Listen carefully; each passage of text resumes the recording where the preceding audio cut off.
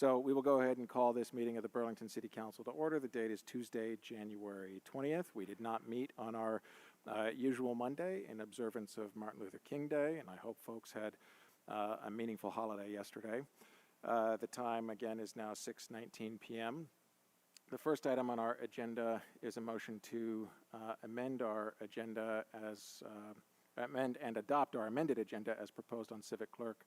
Is there a motion to that end? So moved. Thank you, Councilor McKnight. Is there a second? Second. Thank you, Councilor Schachter. Any discussion on that motion? All in favor, then please say aye. Aye. Aye. Aye. Or any opposed? That carries unanimously. Realizing your microphones are incredibly loud and mine is incredibly quiet, so we'll see how this goes. We'll figure it out. We have public forums set for a time certain of 6:30 p.m. Mayor, the next item on our agenda is Mayor General City Affairs. Do you think perhaps we should turn to you now, Mayor, and then we'll open public forum? Yes, that would work. Great, thank you. Thank you very much, President Travers. Since you have 3 meetings in a row, this will be a shorter mayor update because I gave a comprehensive update over the last month of updates from my administration. Tonight, I would like to cover a few points. I want to mention first that last week at my monthly press conference, I launched my administration's 2026 housing strategy for Burlington. It will extend beyond 2026, but we announced this, and it marks a major step forward as one of my top priorities as mayor, which is creating ample, safe, and affordable housing for Burlington. Our housing strategy is 3-pronged. It was recorded by PlanBTV, which I always appreciate the coverage, so you can watch it in its entirety. But the 3-pronged framework that we announced last week is designed to accelerate housing production while centering equity, affordability, community stability, and democratic participation. The strategy reflects a belief that the housing policy works best when it is shaped by the people who live here in Burlington. I just want to briefly mention the 3 prongs and then move on to other updates. The first prong of this is to modernize Burlington's current legacy tools that we have used traditionally over the last 40 years, which is our inclusionary zoning ordinance and the Housing Trust Fund. These are long-standing pillars of our affordable housing system in this city. And while they have delivered meaningful results for many decades, first under the leadership of then Mayor Bernie Sanders, of course, market conditions today have really outpaced their impact. The city will explore updates informed by our peer cities, such as Portland, Oregon, and Baltimore, Maryland, who've really become leaders in some of the affordable housing work they've been able to do to unlock and actually develop and build affordable housing units in those communities. A second prong will focus on activating neighborhood code, which of course was adopted mere days before I became mayor almost 2 years ago. And this is what I'm calling the democracy pillar. This is our democratizing how we think about housing. Burlington's neighborhood code opened the door, of course, for more infill housing options, including duplexes, triplexes, accessory dwelling units, ADUs, and small multi-unit buildings. But the zoning reform alone is not enough, and I've talked to my team about how this needs to be our facilitator part of our work in our housing strategy, because this pillar will emphasize democratizing housing production by helping individual residents, individual property owners, and small developers actually use this code. And the third and final prong is to focus on reclaiming the public sector's role as a housing leader in our community. Burlington will continue and expand its long-standing practice of leveraging public assets for the public good. And this will include pursuing public and private partnerships and thoughtfully developing housing on city-owned land in very strategic ways to meet our community needs. A major new example of this is the South End Coordinated Redevelopment Project, which will deliver more than 200 homes in its first phase of work alone, and that will include a high percentage of affordable units. The second phase of that project is being planned on our city-owned land, which is at the back end of that particular large parcel off of Lakeside Avenue, and that will include another 200 homes, at least that's how we're envisioning it so far. I'm very excited about this, and I really want to thank our CEDO team, our Office of City Planning team. Also, Department of Public Permitting Inspections has been part of this conversation, how to reactivate vacant and distressed properties, of course. This is really a cross-department effort, and folks have been hard at work on this over the last 5 to 6 months. Moving on, I totally biffed it last time and didn't tell you about something that was posted on the agenda, which reflects months of hard work by each of our department heads. I started during my first year as mayor meeting with each of the department heads to create goals for each of those departments aligned with the 3 major priorities of the city. And so we did that again this late summer and into the fall, and we posted that on the agenda last week. So I encourage you to go back and look at that, especially for departments that overlap with your committees of jurisdiction. When we checked on last year's goals and we built in this year's goals, also in mind with metrics and ways to really measure our progress as we get through this fiscal year. That memo, again, was posted on Monday, January 12th's agenda. I also always want to appreciate my department heads. They did a lot of work with their leadership teams to develop those goals. We had some back and forth, and it really reflects the impressive capacity and commitment to the city that each of those departments has, as well as the collaborative and innovative nature that our city leadership offers to the city. I want to mention, as folks might be watching the weather, due to dangerously cold temperatures we're anticipating this week in the city of Burlington, we have determined we have to open our extreme cold weather shelter again, and we'll be needing to operate out of the Miller Center, which is our emergency shelter for these situations. We will be opening on the evening of Friday, January 23rd, then again on Saturday, January 24th, Sunday and Monday. It's a 4-night stretch of really extreme cold weather. On each of these activations, the shelter operations will be from 5 p.m. until 8 a.m. the following morning. And again, I want to acknowledge the hard work and dedication of our city team to help facilitate this, our Parks Department, also CVOEO, of course, who is the lead service provider in operations of the emergency cold weather shelter, and of course, all of the shelter staff who come from a number of agencies to make sure we can staff up for such an event. And of course, over 4 nights, that's a lot of human resources that will go into this life-saving shelter, and I really appreciate people's commitment to these members of our community. I want to celebrate and thank, actually, first the council for your unanimous support last week for Lynn Reagan, who is now our permanent director of human resources. It's been great to be able to address her as such, even just earlier this evening at the Board of Finance. We also had our department head meeting last week, hosted by the South End Arts and Business Association, or SEBA, at its new location on Pine Street. It was good to learn about the intentions of this future space. It's the old Arts Riot space, and I know SEBA will be able to activate more vibrancy in our South End, which it does already, but in this new space, I encourage you to check it out as they continue to have events, including some regular free events they were mentioning when they gave us an orientation last week. I held last week my mayor meetup, which is the fully virtual one, which happens to be assigned to the Central District. And just a reminder, I do have 4 mayor meetups every single month, 1 a week, at different times and in different modalities for folks to be able to engage. My next one is tomorrow morning at Zero Gravity, if you want to get up early with me and have coffee. And you can, of course, find all that information on the city web page, on website under the mayor's calendar. Last week, or was it last week? Maybe it was earlier this week. I don't know what day it was. Many of you joined me at the library, whenever that was in the last 5 days, at the winter breakfast at the Fletcher Free Library, hosted by the Friends of the Fletcher Free Library. And they shared some really exciting plans they have as they've launched the capital campaign to do a complete renovation and reimagining of that very important community space we have here in the city. I want to appreciate them and our library staff, of course, for all the good work and programming they do every day, but also envisioning into the future what this library can be for our future needs as a city. And with that, I want just wrap up by saying I visited the Ward 5 MPA. I saw a few of you there last Thursday to present on what's beginning to form as the potential ballot questions on the town meeting day ballot in March. We discussed the ballot item already approved unanimously by this council for the REIB being added to our city charter. There's a hearing, of course, tonight, and our team is here in case there's any last-minute questions. We also covered 2 potential ballot items, of course, one that was voted just on about half an hour ago by the Board of Finance of a vote to 4-1 to raise the police and fire tax, and that will come to this full body next week. I appreciated that support and robust conversation downstairs. And the other item is on your agenda tonight, which is a tax advisory non-binding question that we'll speak to in probably a couple hours at this point. So once that is finalized, the 26th is the last day, of course, this council has to put items on the the city's agenda, the voters' agenda, which is the ballot, and then we'll be able to do a robust series of public education points, much like what we did last year, so voters have everything they need to make informed decisions.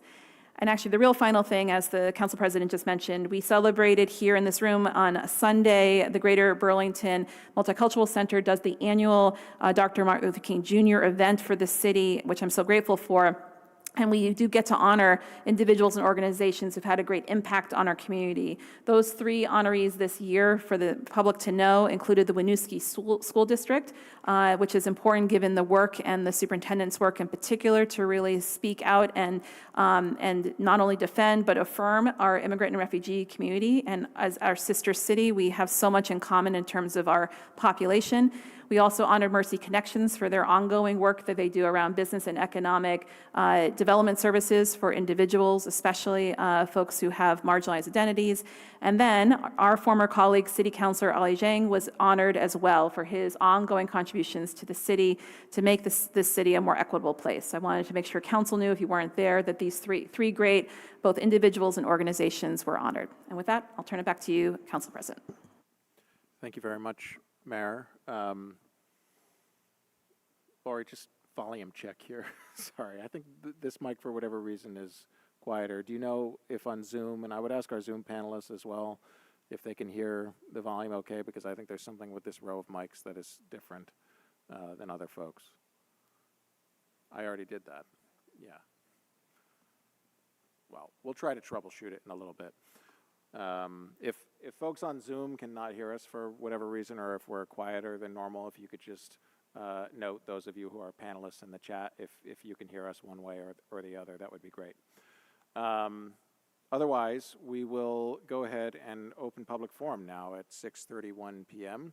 As is our usual practice, we will begin here in City Hall with Burlington residents. We will then turn online to any Burlington residents who are online. We then come back here into City Hall for any non-Burlington residents who are signed up, and then non-Burlington residents who are online. I will mention that this evening we have our public forum period now. We also have warned later in our agenda the first public hearing on proposed charter changes. We do have one individual who signed up in advance for public forum, noting that they wanted to participate in that public hearing.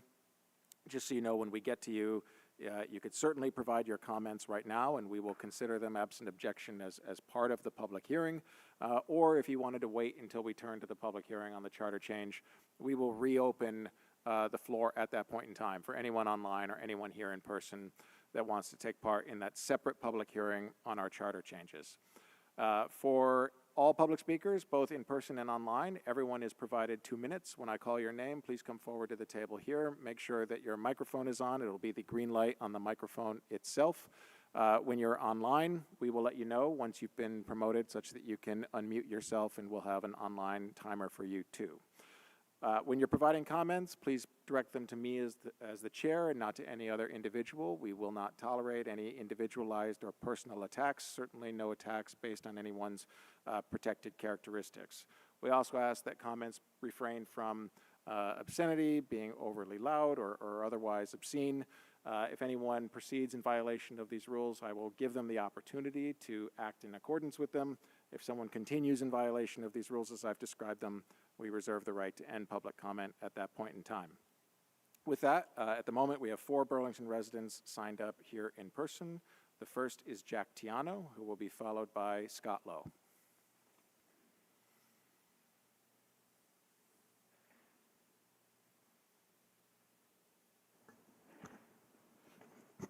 Hello. My name is Jack Tiano. I live in Ward 5, and I've been a renter in Burlington for over 10 years. I have 2 main points tonight. One is that as proposed, the tax fairness ballot measure proposes a regressive tax, and 2, that as such, this is not something that should go to voters. As currently proposed, I do not see a way that this can in good faith be considered a progressive shift in tax burden. I cannot see a way in which the structural impacts of this proposal is anything other than a tax cut for most homeowners paid for in large part by an increase in taxes on all renters. As a renter, I feel like this is a non-starter, full stop. The proposal uses a lot of selective math to obscure the fact that of the roughly 18,000 households in the city, 98% of the 6,000 homestead properties will see taxes go down, while 100% of rentals in the remaining 12,000 households will see taxes go up. Even when it is acknowledged that taxes for rental properties will go up, responsibility is largely deflected onto rents going up being solely the landlord's fault, and that actually the increased cost per renter isn't that high anyway. It feels like it is prioritizing the possibility of sticking it to a landlord over the fact that in reality, this will just hurt working people who are by and large renting, not living in modest condos. Because of the state of the current proposal, I'm personally not convinced that this is a good use of an advisory ballot measure, because the general idea it's proposing has issues that I've called out, and it disproportionately benefits residents who are overrepresented in voting pools in homeowners. I think it's confusing to the public because many will probably feel like they're voting on a specific policy when that's not actually what they're doing. And if it changes significantly between where it is now and implementation, which I think it should, then if it passes, the public will feel lied to. If there was a finished, airtight, equitable policy on the table, I think that would be fair to take the temperature of the public on, as long as the city was ready to fully commit to the outcome of the vote. But as it stands, it feels like there are no good outcomes that can come from a vote right now. Thank you. Thank you. Our next speaker is Scott Lowe, who will be followed by Julie Masuga. Thank you, President Travers. I want to speak on the resolution relating to the advisory question in reference to municipal tax reform. The question is vague, as it's stated, and it's without enough information provided to the voters to make a fully informed decision. It just asks, would you support this, yes or no? Also, taking into consideration that not all of the departments have exhausted any type of efficiency reviews or operational audits, and nothing like that. Any change in taxes, whether it be through this municipal tax reform or other taxes, should be conducted or should change without first preceded by a full efficiency review and operational audits by all departments. Also, this includes an inflator that literally takes away the City Council's responsibility to represent the citizens of Burlington. The citizens have a choice to decide on tax changes. You represent them, and you are our voice. This inflator takes that away. It makes it an automatic thing. Future Burlingtonians would not be able to have a say in any changes in the taxes. So I would highly recommend that this resolution be reviewed and reconsidered as changing the wording of it. Thank you. Thank you. Our next speaker is Julie Masuga, who will be followed by Leaf Taranta. Hi, my name is Julie Masuga, and I've been working since last April with a group of volunteers to track and prevent ICE detentions and deportations, especially as they relate to the Burlington International Airport. Previously, 7 to 10 people per week, hundreds in total, were being brought from Vermont prisons to the airport to be put on commercial flights, which would ultimately take them to places like Louisiana and Texas, and then to be deported. From what we have observed, usually this was without checking in with TSA or any airport security, and without due process for those being detained. We have had a tremendous collaboration with the Airport Commission since then to ensure that ICE no longer has avenues to sneak through the airport, and this has been a tremendous deterrent. There have been no ICE transports through Burlington's airport since August. Volunteers have remained vigilant and are working around the clock to ensure things in Burlington and other nearby airports stay this way, but there's one piece we need to shore up: the Transportation Security Administration, or TSA.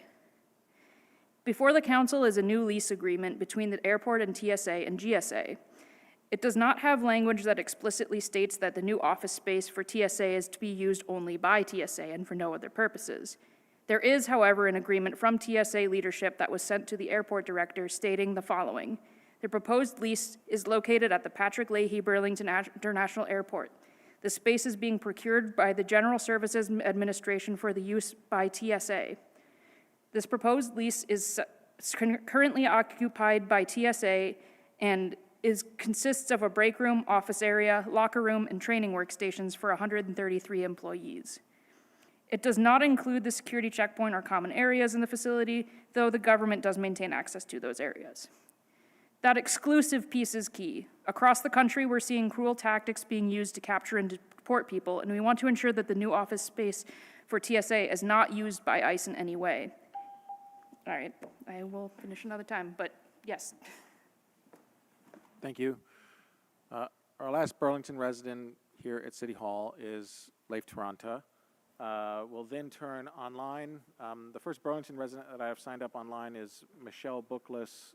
Michelle, I do not see you on Zoom panelist list. If you're here under a different name, if you could please use the raise hand function. If Michelle's not here, we'll turn to Sharon Busher. Okay, I see the raise hand function. Okay, please go ahead. Can you hear me? Yes. Cool. I'm Leaf. I have also been part of the ICE Detainee Tracker Airport Advocates Project. As Julie mentioned, we've been monitoring ICE activity in the airport, and I have a lot of proof going back for the past months, which I won't get too much into now, but we have documented, for a fact, over 150 people being moved through the airport and likely many dozens more, and also documented specific instances of ICE breaking airport security protocols, going through doors they weren't supposed to go through, things like that. So that's part of why we're here to talk about the lease. Like Julie said, the TSA has a very specific role in the airport around security, and we just want to make sure that that role isn't used to accidentally help ICE get through in ways that they're not supposed to. We've seen instances of ICE being let through side doors, which is thankfully not happening anymore. So we just wanted to make sure that you all were aware of this. We support there being a new lease. We just want to make sure that everyone is really vigilant about the exclusivity part so that ICE doesn't use this as an opportunity to come back through the airport and continue trafficking people again. I'm going to read the rest of Julie's comment. While most of our interactions with the rank and file of TSA have been nothing but friendly, we do know there's a history of ICE gaining access to areas of the airport that have allowed them to operate in secret. Additionally, TSA nationally is now sharing passenger information with ICE. I'm here to ensure that this agreement at our airport is on the public record, as well as enforced by the city and the airport staff. We have to ensure that there is zero chance this office space gets used for ICE operations or for holding detainees. Thank you. And yeah, so just adding to that, we just really want everyone to be vigilant, keeping an eye on what's going on at the airport and making sure that there aren't loopholes for increased kidnapping and trafficking of our neighbors. Yes, thank you. Thank you. I do see a raised hand. The first Burlington resident that we have online is Michelle Bookless. If we could please promote who has the raised hand, and then we can confirm that that's Michelle. And then Michelle will be followed by Sharon Busher.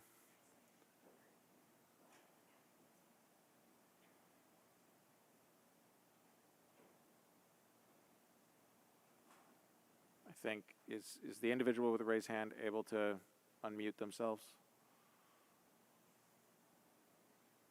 Okay, you should be able to unmute yourself now. Could you just, is this Michelle Bookless? This is she. Okay, thanks, Michelle. Michelle, I will say just before you proceed here that I do see that you had signed up for the public hearing on the charter change. If you'd like to go now, that's fine, and absent objection from anyone here on the council, we'll consider your comments as part of the public hearing. If you wanted to wait until we get to the public hearing, that's also fine. My apologies. I would like to wait for the public hearing if if that works for you. That's fine. It'll probably be about half an hour from now or so, but we'll stay tuned and we'll turn back to you then. Thank you. Okay, thank you. Great. So we will turn now then to Sharon Busher, and Sharon Busher, just so folks know, will be followed by Amy Wright. Sharon, you should be able to go ahead and unmute yourself. Just let me share my screen here. Okay, please go ahead. Okay, thank you very much, President Travers. And your voice is coming in and out. Sometimes it's loud and other times it's softer. So just giving you that feedback. I wanted to speak tonight about an item on your deliberative agenda, the Interface Studio contract. And I spoke at the Board of Finance, and I have to be much briefer at this meeting. I support this contract, and I support the idea of bringing departments together to work on a cohesive vision for the city. When I read it, and I read it several times, is that I felt that there was there were missing components. And what I mean by that is that we have a new parks director. We have a new CETO director, although she's not new to the city, but she's new to that position. And we have a relatively new planning director. And they will be setting the stage for a vision that brings us to 2050. And I value all of them. Some of them I know, some I don't know. But I feel that what's missing is someone at the table who has some tenure, some experience, history with Burlington that can look at what we currently have and build on that and amend that and help that as we move forward with future planning. Um, I say this because I care and that I want this to be successful, and I think it has great value. But I really do feel that we are missing that voice of experience, one or two voices of experience. I have ideas and names in my head, but that's really for you to decide if you even think this is something that you want to amend or add. But thank you so much for tonight. I appreciate it. Thank you, Sharon. The next Burlington resident we have signed up online is Amy Wright. I do see an iPhone, Amy. Amy Wright, if that's you, can you use the raise hand function just so we know it's you?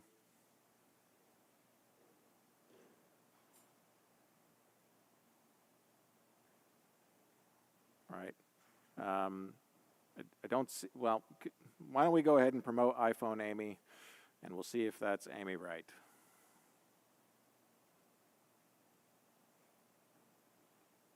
Whoever iPhone Amy is, you should be able to go ahead and unmute yourself.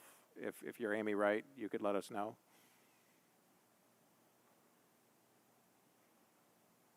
All right.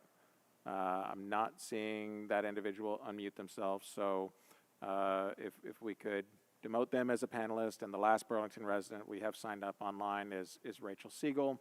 If we could please promote Rachel Siegel.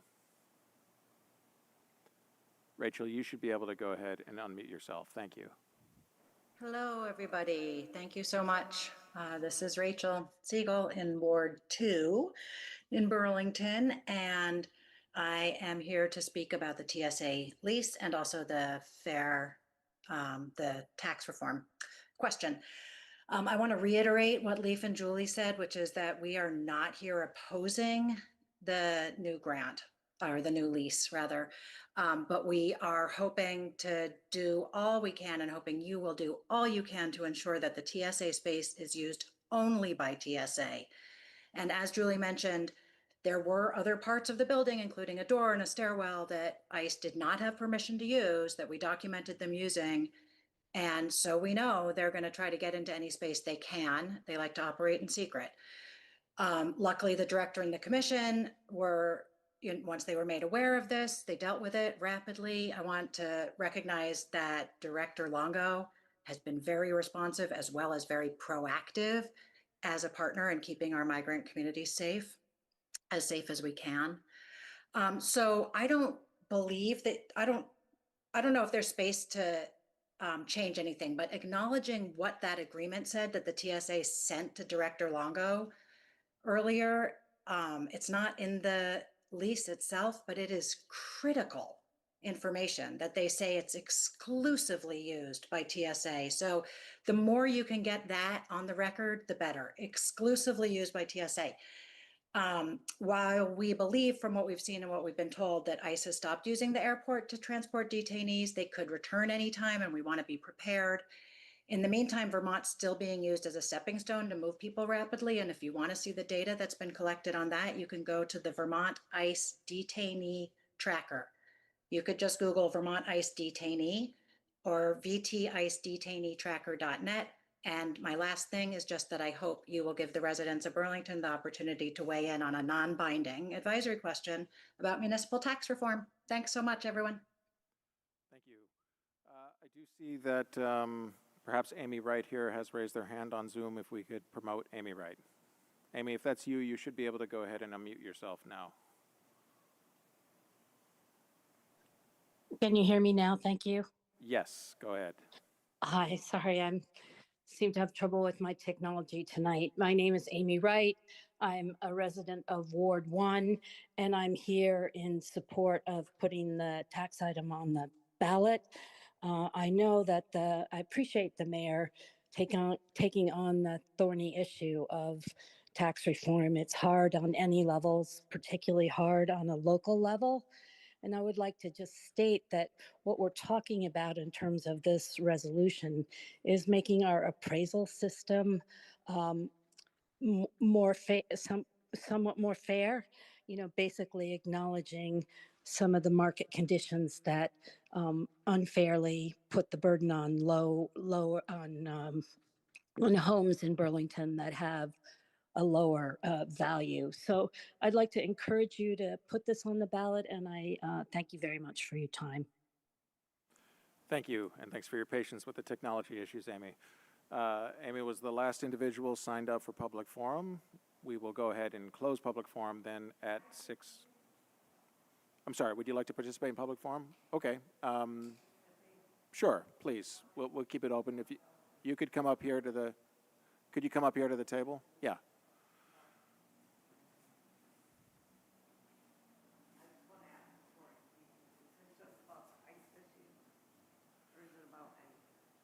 This is a public forum that's open on any issue.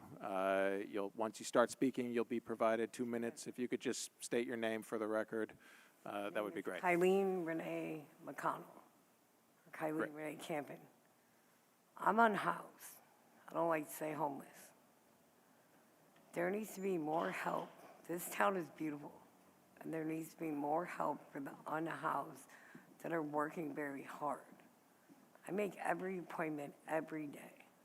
I've been on a housing list since 2021, me and my husband. I'm in opiate recovery, and I've worked really hard to get through it. I have nowhere to cook food. There are food shelves, but I have nowhere to cook it. I have nowhere to use a restroom. The only public restroom is here for certain hours or that porta potty in the park, and you can't get in it. I don't judge people for their habits at all. I've had my own. But I'm in my 40s, and I'm married. I don't have an address. I've had more surgeries in the past year. I've had at least 6. I'm okay, but it's very cold. I've had 3 people die of freezing to death this year that I've known very well. We could go to the food shelf, but if you took some funding and made lockers so people could put their backpacks in it, or their house, which I call it, they could get on a city bus and go to appointments. Not a lot of people are trying that hard, but me and my husband are. How can I leave everything I have to go to a grocery store? I can't even get, there needs to be more help for the unhoused to make this Church Street again. So tourists come here and you guys can make your money back and stores stop closing and new stores come. Not everyone that's living on the streets is a bad person. Thank you. Thank you. Thank you for your time. So we will then, seeing no one else signed up for public forum, go ahead and close public forum at 6:53 p.m. We'll turn now to the next item on our agenda, which is our consent agenda. Is there a motion to adopt the consent agenda as amended and take the actions indicated? Thank you, Councilor Bergman. Is there a second? Second. Councilor Bergman. Just for the record, the consent agenda as amended moved item 4.13 onto our deliberative agenda as item 5.7. Is there any discussion on that motion? We'll go to a vote then. All in favor, say aye. Aye. Aye. Or any opposed? That is unanimous. Thank you. That takes us to our deliberative agenda then, and the first item on our deliberative agenda is item 5.1, an indoor entertainment permit application. Councilor Broderick, as chair of our license committee, could I ask you for a motion, please, on item 5.1? I move to approve the 2026-2027 indoor entertainment permit application for Doma Bar LLC with all standard conditions. Thank you. Is there a second? Second? Thank you, Councilor McKnight. Any discussion on this motion? All in favor, then please say aye. Aye. Aye. Are any opposed? That carries unanimously. Item 5.2 is a request to execute a lease agreement with the General Services Administration, GSA, for Transportation Security Administration, TSA, office space at the airport. I see we are joined by representatives from BTV Leahy. And Director Longo, would you like to introduce this motion before we ask councilors for, or introduce this item before I ask councilors for a motion? Sure, absolutely. Great. And I'm joined here today by our Director of Finance, Marie Friedman. I'll give a quick background on this particular lease, which generally is a relatively simple lease. It is a couple of spaces within the terminal building of the airport for break room space, some manager locations just outside of the security checkpoint, and other support space for the Transportation Security Administration. As you can see from my memo, it is a backdated lease back to 2024, which was on a holdover agreement based on terminal construction that occurred, as hopefully all of you have experienced through our new security checkpoint, which we had to relocate TSA out of space that they previously occupied. This is at a market rate for the terminal building. The way we calculate a terminal square footage rate is essentially utilizing whatever the cost or the expenditures inside of our terminal, and we essentially ratio that amongst all of our tenants within our terminal. So that rate that you see, that $68 a square foot, is actually shared amongst all of our terminal tenants, including our airline tenants. That is essentially the lease. It is relatively straightforward, simple square feet with that square footage rate. With that being said, I do just want to acknowledge as well that during this process, both at the Airport Commission level and through great communication with our community and some advocates, we have talked a lot about ICE operations and the use of this space and how this is intended to be used. I think you heard tonight for sure that this is the Transportation Security Administration space. I did add an amended document to your packet that does specifically outline that this is the exclusive use of the Transportation Security Administration. In fact, one of the members that spoke tonight, that same exact language is now written into the exhibit, into that actual lease, calling this an exclusive use for the Transportation Security Administration. I also do want to highlight as well that we've undergone an extensive campaign called the Blue Lightning Initiative. We've been doing some human trafficking training for quite some time. The Blue Lightning Initiative is an additional campaign to advocate for and report or train our employees, not just internal but also external, on how to report human trafficking, specifically at aviation locations around the country. We have additional signage throughout the airport, extensive signage. We have additional training that is now required for anybody receiving one of our airport security badges. That's both inside the terminal building as well as outside the terminal building. About 1,800 employees that take that badging class annually. So there's a lot that goes in it, but I am happy to report that this is now written into the lease agreement on Exhibit A that specifically outlines the exclusivity to the Transportation Security Administration for those support areas. Great. Thank you very much. Before turning to the council for any questions, Councilor Barlow, as chair of our TUC, could I ask you to please provide a motion on this item? Sure. I would move to authorize that the mayor of the city of Burlington, authorize the mayor of the city of Burlington to execute the lease with the General Service Administration at Patrick Leahy Burlington International Airport, subject to final review and approval by the city attorney's office, and to take such further actions and execute such further instruments approved as to form by the city attorney's office, as may be necessary or convenient to effectuate the transactions contemplated hereby. Thank you, Councilor Barlow. Is there a second to that? Second. Motion? Thank you, Councilor Bergman. Is there any councilor that would like the floor on this item? Councilor Bergman. I just want to appreciate the work that Nick and Marie and the whole group put into this. I had a chance, along with Councilor Niebuhr, to meet with them after we had considered this in the fall. There was some really good work. We actually found some ways that we could clarify and improve what was intended in the document, and that work continued, and we've heard it tonight. And so I'm happy to be supporting this. Thank you. Thank you, Councilor Bergman. Does any other councilor want the floor on this item? Councilor Broderick?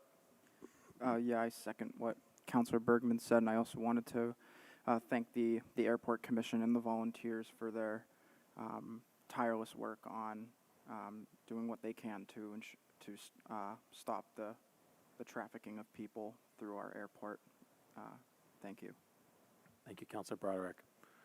Does any other councilor wish to be recognized? Councilor Grant? So do we feel that the relationship that we have with TSA is such that if ICE wanted to start moving people through our airport again, that we can prevent that as an airport, especially with regards to the points that were brought up about securing those spaces so that they're only used for the purposes of TSA? Yeah, thank you for that question. I think that it's a complicated question because the operation itself has and is binded by a couple of laws that not only are in our grant agreements, our grant assurances, and other security regulations for an airport. To go to your question specifically, I think through the years we have gained an incredible relationship with the state federal security director that allows us to have not only weekly, sometimes daily conversations on operations that occur, but also great communication with leases if necessary, although General Services Administration is generally responsible for that versus TSA, and any type of operation that occurs. So the awareness and the communication is quite extensive with our relationship with TSA. Now, at the federal level, is there any type of directive related to the relationship between TSA and ICE? I'm unsure. I don't know. Obviously, they are both under the Department of Homeland Security under two sectors, but I'm unsure specifically how that communication or lines of communication occur. Certainly something I can research. Thank you. Thank you, Councilor Grant. Is there any other councilor that wishes to be recognized on this item? All right, seeing no one, we'll go to a vote then. All in favor of the motion, please say aye. Aye. Aye. Any opposed? That carries unanimously. Thank you to our airport team. Thank you. That takes us to item 5.3, which is the first public hearing on a proposed charter change amendment for the March 3rd, 2026 annual city election. Just for the sake of clarity here, this is the first of two public hearings that are required on any charter change proposed by the City Council and Mayor. This is with respect to the charter change regarding our Office of Racial Equity, Inclusion, and Belonging. I would like to note that we are joined by representatives from the REIB this evening, including Director Perkins, Christian Berry, Vicki Luciano, and Katie Green. Thank you for being here tonight. The public hearing is an opportunity for members of the public to voice their feedback with respect to this item. At this point in time, if the council were to make any amendments to the proposed charter change under the law, it can only be made in response to comments that are received in these public hearings, whether it be the first or second one. Again, this is the first public hearing. As mentioned before, we did have one individual who signed up online.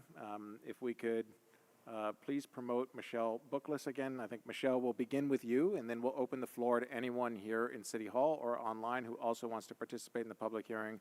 And just a note for the record, we are opening the hearing at 7:04 p.m. Michelle, you can go ahead. In these public hearings, we don't necessarily hold folks to the same 2-minute rule. If you're able to keep it close to that, that would be great, but I will not be putting up the timer. Please go ahead. Okay, thank you so much for your time. I appreciate it. I've written out my comments, so hopefully I can stay within a reasonable time limit for you. Just some comments that I wanted to share with my fellow Burlingtonians who will be voting on this charter change on March 3rd, town meeting day. Since its creation, the Office of Racial Equity, Inclusion, and Belonging has been a crucial thread in the fabric of our city governance.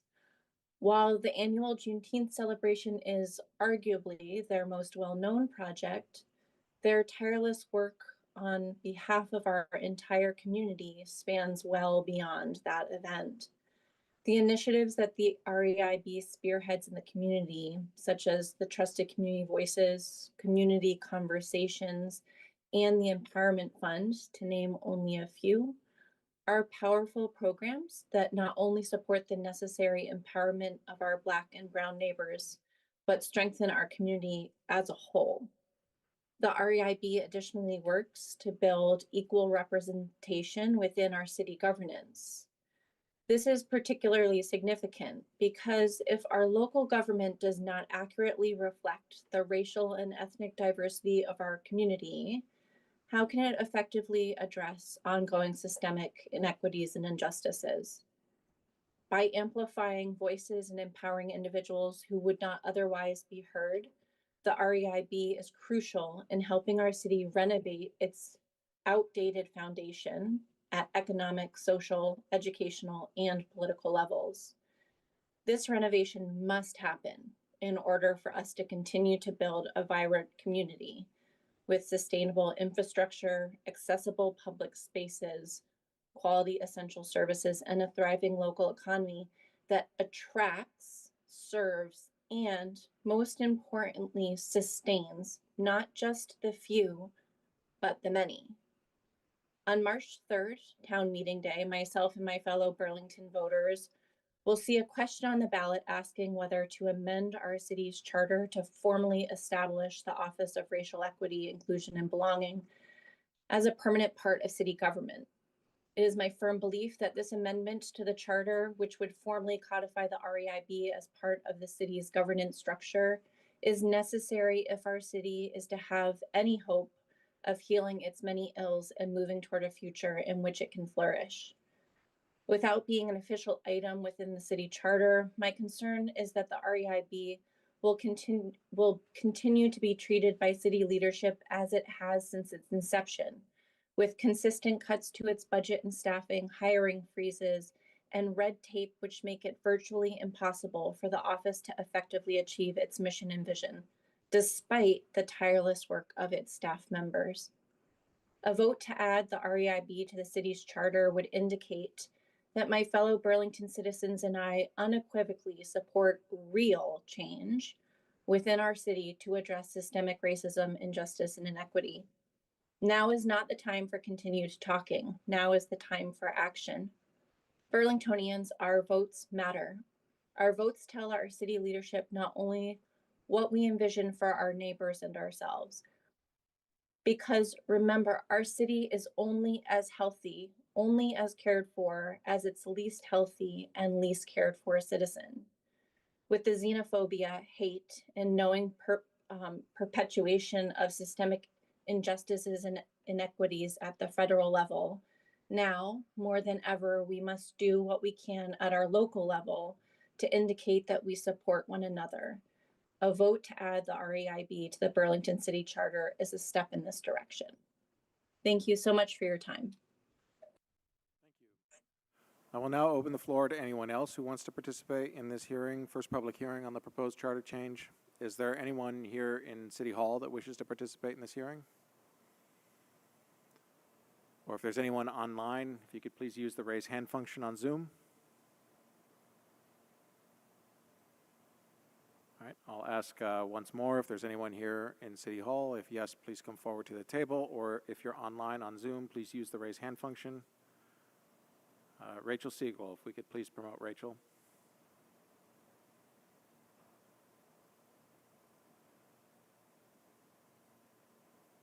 Rachel, please go ahead. Hi again. I don't have a lot to say except that I am thrilled that this could be in our city charter instead of something developed using temporary funds as it initially was. This is a fantastic move for all of us. So thank you. Thank you. Again, I'll ask one more time if there's anyone here in City Hall. If yes, come forward to the table, or online, please use the raise hand function that wishes to participate in this public hearing. All right, seeing no one, we will go ahead and close the public hearing at 7:10 p.m., noting that the second public hearing on the proposed charter change is scheduled for this Thursday evening. To my colleagues here on the council, certainly folks are welcome to attend. We do not need a quorum in order to hold that public hearing, but would welcome all of you to be here in attendance. That takes us to the next item, item 5.4, resolution regarding the March 3rd, 2026 annual city meeting, an advisory question regarding municipal tax reform. Councilor Bergman, you are the main sponsor on this. I understand you will be making the motion, but that upon a second, we will turn the floor to the mayor and then either back to you or open it up to other councilors. So, Councilor Bergman. Thank you. I'd move to waive the reading and adopt the resolution, and after a second and a chance for the mayor to speak, I would like to have the floor back. Great. Is there a second? Second. Thank you, Councilor Grant. Mayor, I'd be happy to turn the floor to you. Thank you, President Travers, and thank you, Councilor Bergman, for being the sponsor of this resolution and starting this conversation a few months ago.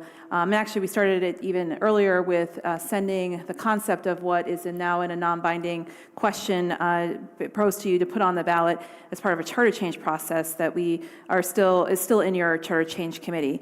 Before I just mention a few different points I want to raise for the sake of your consideration and for the public's benefit, I want to note there is a slightly updated memo. We first provided a comprehensive memo when this first item came up in December, and I want to call to people's attention to page 7 and 8 of the updated memo. That's the section that is slightly updated. It's related to what payments we receive from permanent affordable housing developments in the city. It's a little bit of everything, and we wanted to set the record straight because they're not all the same, and we do have some different levels of revenue from various parts of our permanently affordable housing stock. So you can reference, it's about 2.5 paragraphs on page 7 and 8 for your own consideration.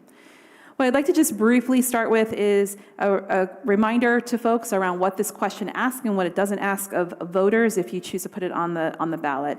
We have the ability under our charter to put non-binding questions to our voters. It's one of the most beautiful parts of direct democracy we have that is part of our charter, so we can have voters be able to weigh in on policy discussions, help inform elected leaders, mayor, and council on what we should be focused on, and frankly have ability to engage voters in things that are important for the future of our city. This question is related to our bigger and larger analysis of our entire local tax policy structure, which is complex, a little bit convoluted, and needs to be assessed given the inequities are inherent with some of our tax policy, as well as our reassessment process. Our assessment process, unfortunately in the city of Burlington, tracks many other municipalities where the assessed values of homes, that process itself has created inequities where lower valued properties are overassessed compared to their market value, whereas higher value properties are underassessed, meaning that moderately and low income, usually moderately low income homeowners have moderate and lower incomes. So these homeowners pay a disproportionate amount relative to the market value of their homes. This whole proposal is really couched in the ability to pay and starting to move the city forward with tangible affordability policy considerations. This value exemption concept that's presented in this idea would simply exempt $30,000 of someone's property value where they declared that as their homestead, which is their primary home. It would exempt it from what we would tax as the city. This is a policy that is used throughout the country. It is one that we actually already have a version of for disabled veterans in our community, and it is something, again, that is done by other cities across the country where cities have tried to figure out straightforward ways to stabilize affordability for their homeowners. So how this would work, just very simply, because obviously if we exempted $30,000 off just straight off, we would lose money as a city, we would lose revenue, and we certainly are not in the condition or the situation where we could do that. So we picked the $30,000 figure. Of course, this is something the city will continue to research, but just for context, this would drop for about 2/3 of homesteads in the city would see a decrease of their local tax bill for the city by $150 or more annually. To make up that revenue, non-homesteads, which are largely commercial properties, would see a 3.1% increase to balance that out and create a fair share kind of model. This has a potential impact, of course, on renters, which we talk about in the memo I referenced earlier, specifically on page 5, where we did some breakdowns and analysis around projection if 100% of the tax increase for these rental properties, which are considered non-homestead properties, went straight to the renters, given how many units are in a particular rental building. This gives you an idea of what the annual cost may be if a full cost shift happened from landlords onto renters. I also want to note that this proposal we broke down in the memo goes down to the ward level, and wards 4 and 7 in particular tend to be the concentrated area of the city where the low and moderately valued properties are most concentrated in the city. I've heard feedback around what are we doing for renters and how do we consider renters in this larger policy. And I remind folks, this is one piece of a much fuller and larger analysis of the city's tax policy, as well as our approach to really make sure we're centering renters as well. It complements a number of different policies we already have underway, including looking at renters' rights and strengthening them most for those in the city who are renters, as well as rent stabilization policies. We have put on our legislative priorities for this session a call for the legislature to look at the renter credit program, one for which we can expand and make sure that renters have the ability to recoup some of their rent based on what they're charged by landlords. We've had for a long time now a just cause eviction charter change, which at first when I was a legislator, I helped to lead, and we got very close to passing on the legislative step of that process. But it is still, we're still reintroducing it and pushing that forward on the legislative level, and we have for the last several years. We have another charter change related to renter notification. And coming soon, as part of our fuller analysis of our entire tax policy, is further research on how we can incentivize stabilizing rents through landlords by those who want to stabilize rents and make sure they don't go up larger than the cost of living. Of course, how do we think and look at other models across other cities to bring that kind of policy here to Burlington?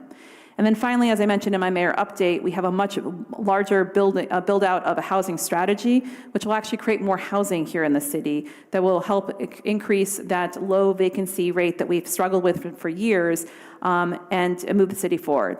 With much of the renter policies I just labeled, though, much of this requires legislative action. So are limited things that the municipality can do on its own related directly to renters' rights and rent stabilization policies.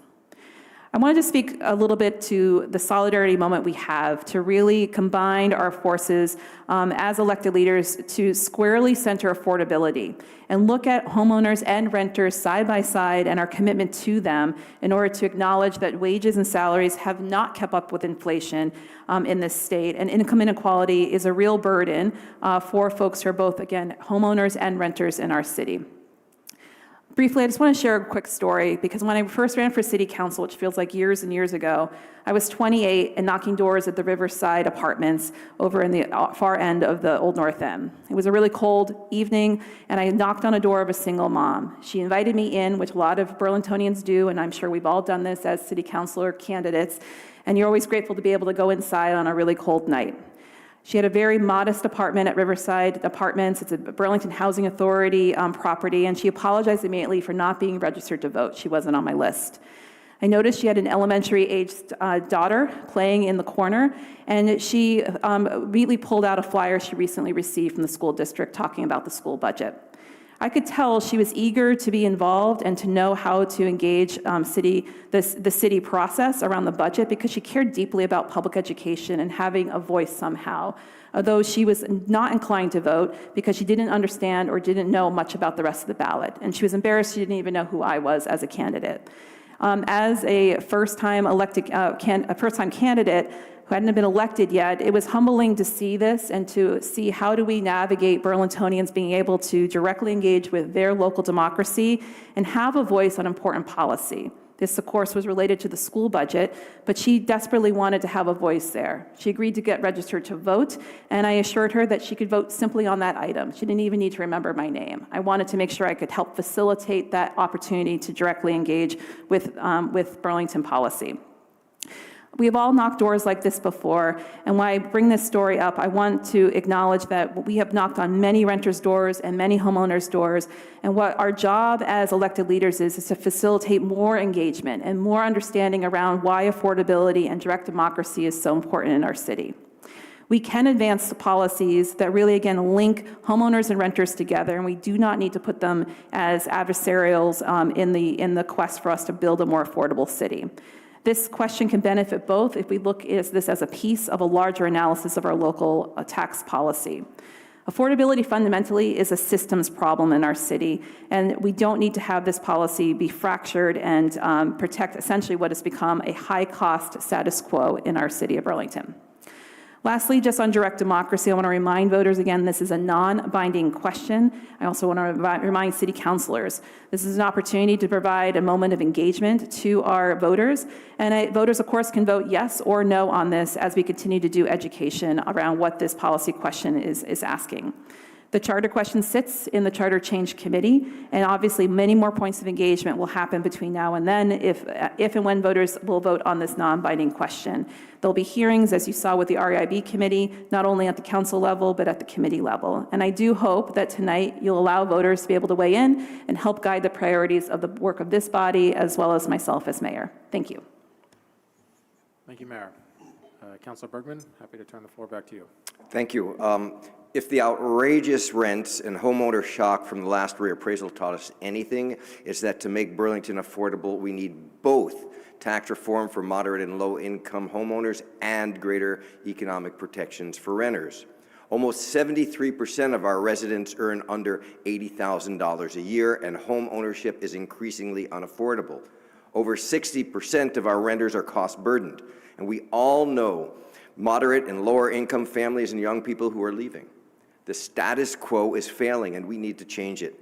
We are focused on protecting renters through many initiatives, but the path is very hard. What with the legislature and governor in the pocket of landlords, blocking our just cause eviction and rent increase notification charter changes.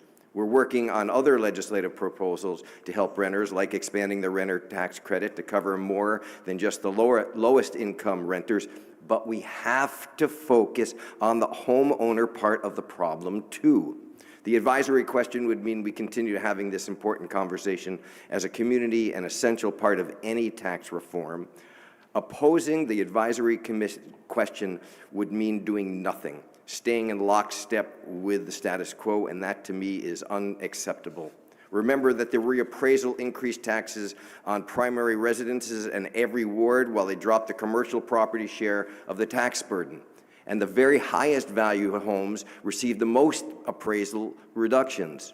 Moderate and lower income homeowners, many who have contributed to our community for years, were stunned at the increase in taxes. The municipal property tax system currently advantages the wealthy and business owners. It harms low and moderate income homeowners. This is why we are proposing this specific tax policy reform. The mayor's tax fairness group found it to be straightforward and address the municipal tax burden on residents. It rebalances how we raise revenues from primary residents compared to other types of property. The Urban 3 study made it clear that lower valued homesteads are overtaxed when compared to higher valued properties. The Tax Fairness Group also found lower valued properties are consistently overassessed compared to their market value. High-value properties are consistently underassessed. A homestead exemption would help correct that. The benefit of the exemption is that it's inversely proportional to a homestead's value, and this is helpful when home values rise faster than wages, as we're seeing here now.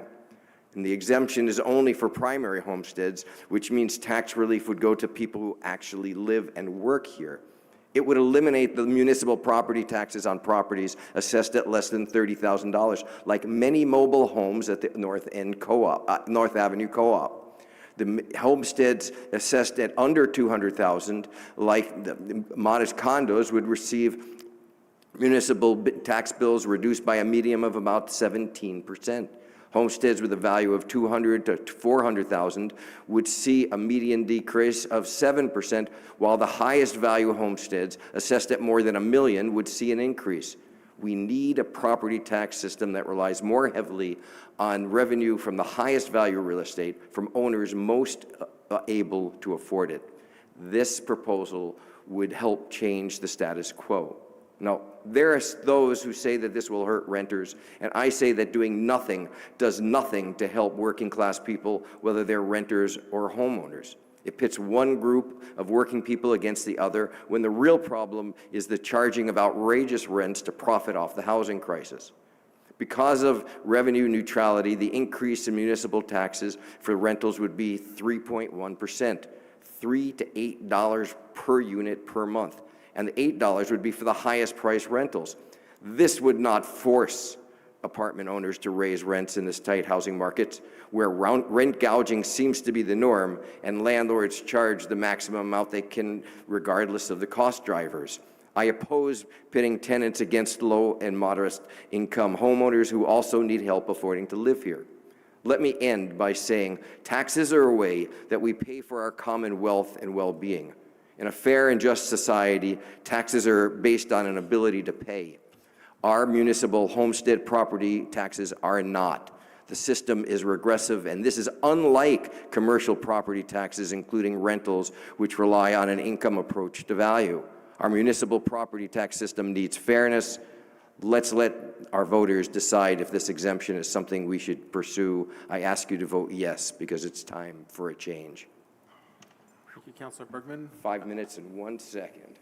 Wow. I had you at 4:57. So wow. A few seconds under 5 there. Thank you. Remarkable. Who else would like to be recognized on this question? We'll go to Councilor Barlow. Thank you. I don't support putting this advisory question on the ballot. I continue to believe that any proposal for a universal exemption needs more work beyond what was given to it by the Tax Fairness Working Group, and I served on that group. And like I said when we deliberated on that group, I'm not a hell no, but I'm not a hell no for putting it on the ballot eventually. But I think it needs a lot more work to understand what the consequences and negative impacts are better. I think we need to do that work before we ask the voters to weigh in. Specifically, I think we need to hear from rental and commercial property owners and understand their views on a universal exemption. I'm not convinced we could do this work before we ask voters on town meeting day, and it's important for voters to have a more complete picture of the overall consequences of a structural tax change, even a change that might benefit the owners of moderately priced homes, many of which are in my district. We need to understand how the change would influence commercial and residential development decisions. We don't know yet because we haven't asked. But we do know it's been challenging for local developers to get projects to pencil out in ways that result in growing our housing stock, including affordable housing, and any additional tax burden that they would end up with because we're giving this break to moderately priced homeowners may worsen that situation. But we don't know because we haven't asked them yet. I'd also prefer to have some additional clarity on what's going to happen with the state property tax reforms. The education tax is 2/3 of our property tax bill, and there's a lot of uncertainty around that. There's changes being discussed around the circuit breaker tax, and we don't know where any of the foundation formula or any of the other concepts being discussed in the legislature are going to end up. But we will probably this session. The good news is that if we don't put this on the ballot in March, and we wait to have more clarity on state education tax, we'll have another opportunity during the state elections in November. And we've often, as a city, piggybacked city questions onto that state ballot. If there is a proposal that we fully vet, that has the support of the council, then we can put an actual binding charter change on the question, charter change question on the ballot then. And so my belief is that we need to wait and do the work before we ask the voters to weigh in. Thank you. Thank you, Councilor Barlow. Who else would like to speak on this item? Oh, Councilor Grant, and then Councilor Singh.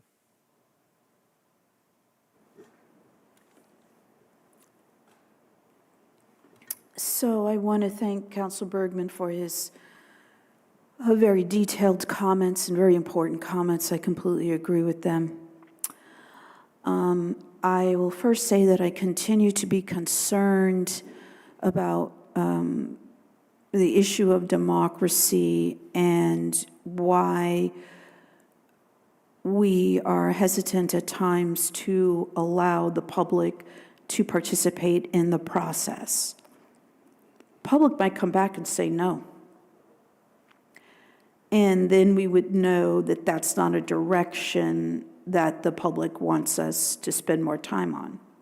But if the public says yes, that's valuable. And it allows also the public to look at these questions that are on the ballot and become more informed about the issue and what plans are being put forward with regards to trying to address the affordability issues that everybody knows that our city has and has had for some time now. So I continue to be gravely concerned with what I see at times is pushing the public out of the process. In order for us to address affordability, we have to have a multi-pronged plan. We have to be doing a number of things. I, for one, also very much believe in some form of rental stabilization, which I look at as being different from rent control. Rent stabilization, which was something in effect in an area where my family lived, said that yes, landlords could raise rents each year, but they were limited to a certain percentage over the cost of inflation. That would limit these insane increases that we see in the city. People are seeing increases of hundreds of dollars, and increases are occurring all the time. So I have great concern and empathy for renters in our city, but I can't necessarily say that this would be a cause of dramatic rent increases simply because that is already happening. That is a fact of life in this city due to some predatory landlords, smaller landlords, people who own and live in their house where they might rent out a unit. I'm not addressing those individuals, but we have very large landlords who have numbers of units who are gouging our city. So I think that we really have to think about that. I agree completely about the reappraisal. I mean, I remember how stunned people were because I was equally stunned. And people of Burlington were misled with regards to how that reappraisal would affect homeowners and how the burden was shifted to homeowners while commercial properties were lowered and higher appraised homes actually had a reduction. So we have to look at that and we have to say we need some kind of course correction. And our residents can walk and chew gum at the same time. They can think about multiple options that are available to the city, and they can think about what they see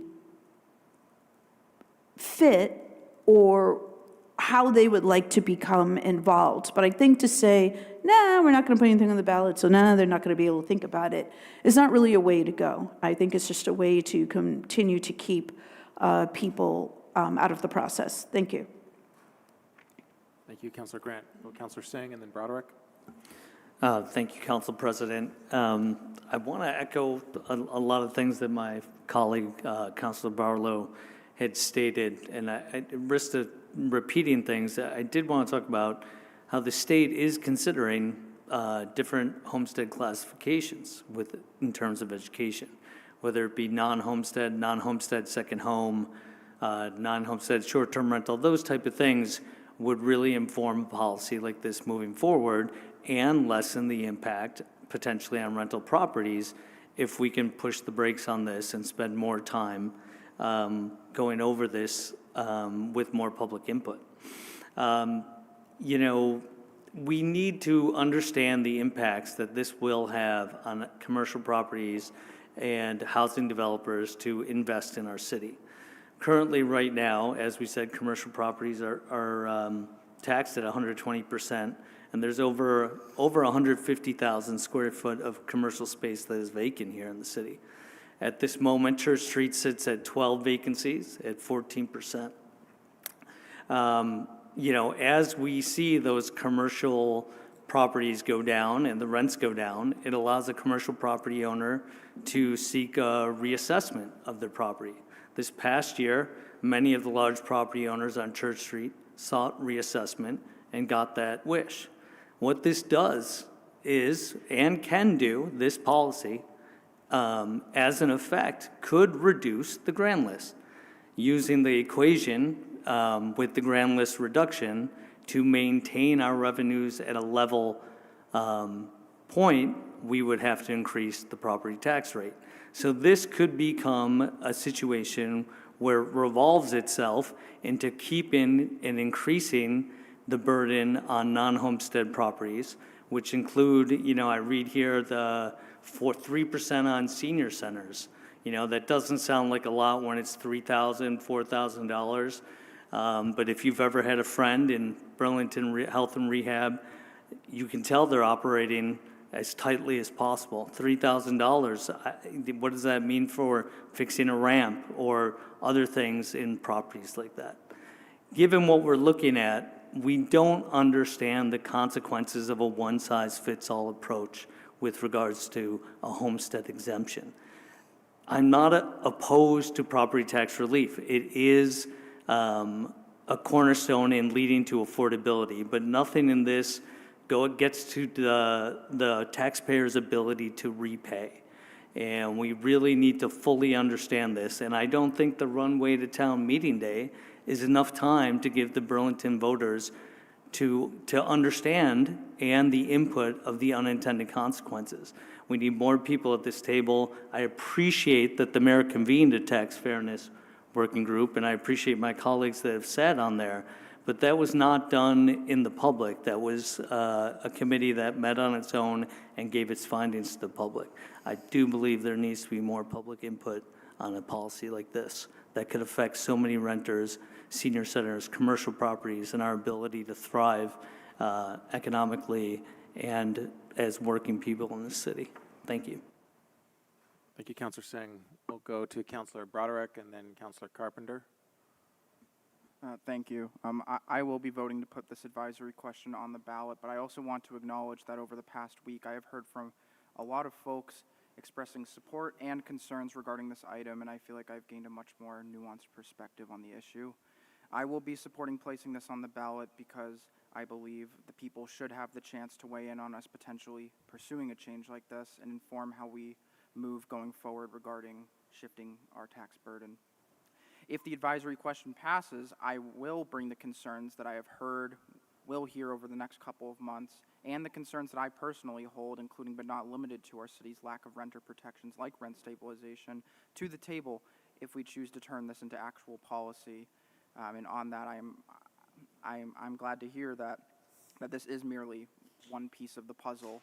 And in general, I just flatly believe that the people should have the opportunity to weigh in on this. Thank you. Thank you, Councilor Broderick. We'll go online to Councilor Carpenter, and I should have mentioned earlier for the minutes that online we are joined by Councilors Carpenter, Newbeezer, and Kane. Councilor Carpenter, happy to turn the floor to you now.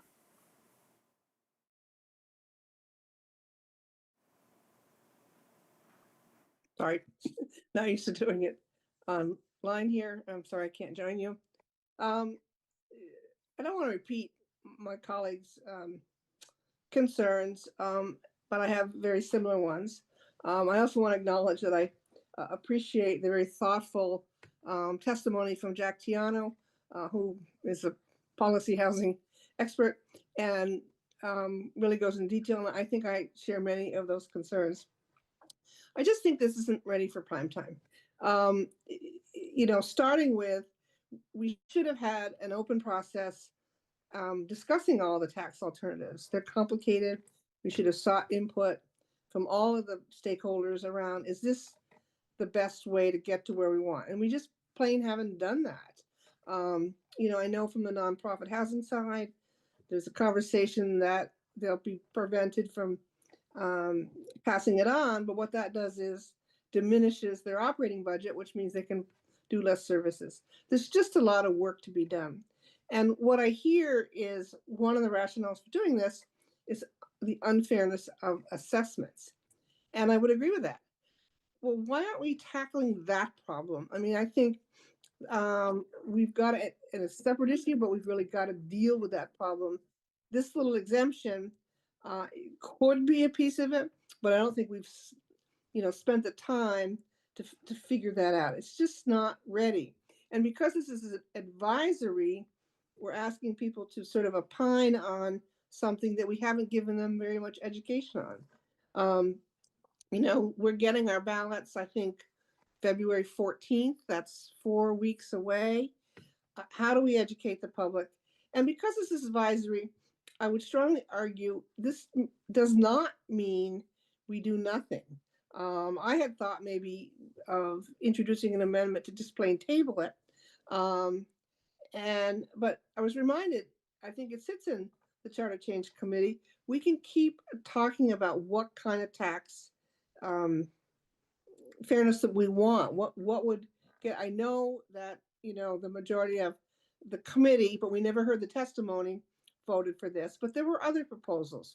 And I think we owe it to the public to discuss why or why not we couldn't do that. That information is in the report, but the discussion was not participated in. So again, just plain not ready for prime time, but there's nothing preventing us from talking about it and perhaps other proposals. And I want to encourage, as part of this, we need to get our hands around the assessment inequities if we believe that to be the case. That's where we really should be spending our energy, and continue to work on what we want to see on a ballot in November. Maybe it's this, maybe it's a modified this, but take the time, and we can still do that work now. The mayor or any of the committees could call together people to continue to focus on that. So, and I think, as someone pointed out, this is just doesn't feel like advisory. It feels like it's promoting something pretty specific as opposed to the policy that sits behind it. Do we want to shift some of the tax burden from homeowner, or some of the tax burden away from homeowners to commercial? And we should talk about that.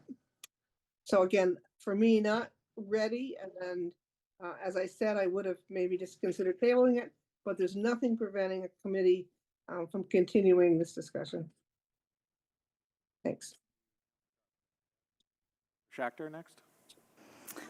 Thank you, President Travers. And I also do want to extend deep gratitude to the mayor's administration and the Tax Fairness Working Group, who have put a tremendous amount of time into this and other proposals that have been brought forward as we try to tackle our true affordability crisis and move towards a more progressive and equitable tax structure. For the record, I just want to respectfully oppose the notion that not moving this forward means doing nothing or hindering the public's ability to weigh in on this effort. In fact, to me, it's quite the opposite.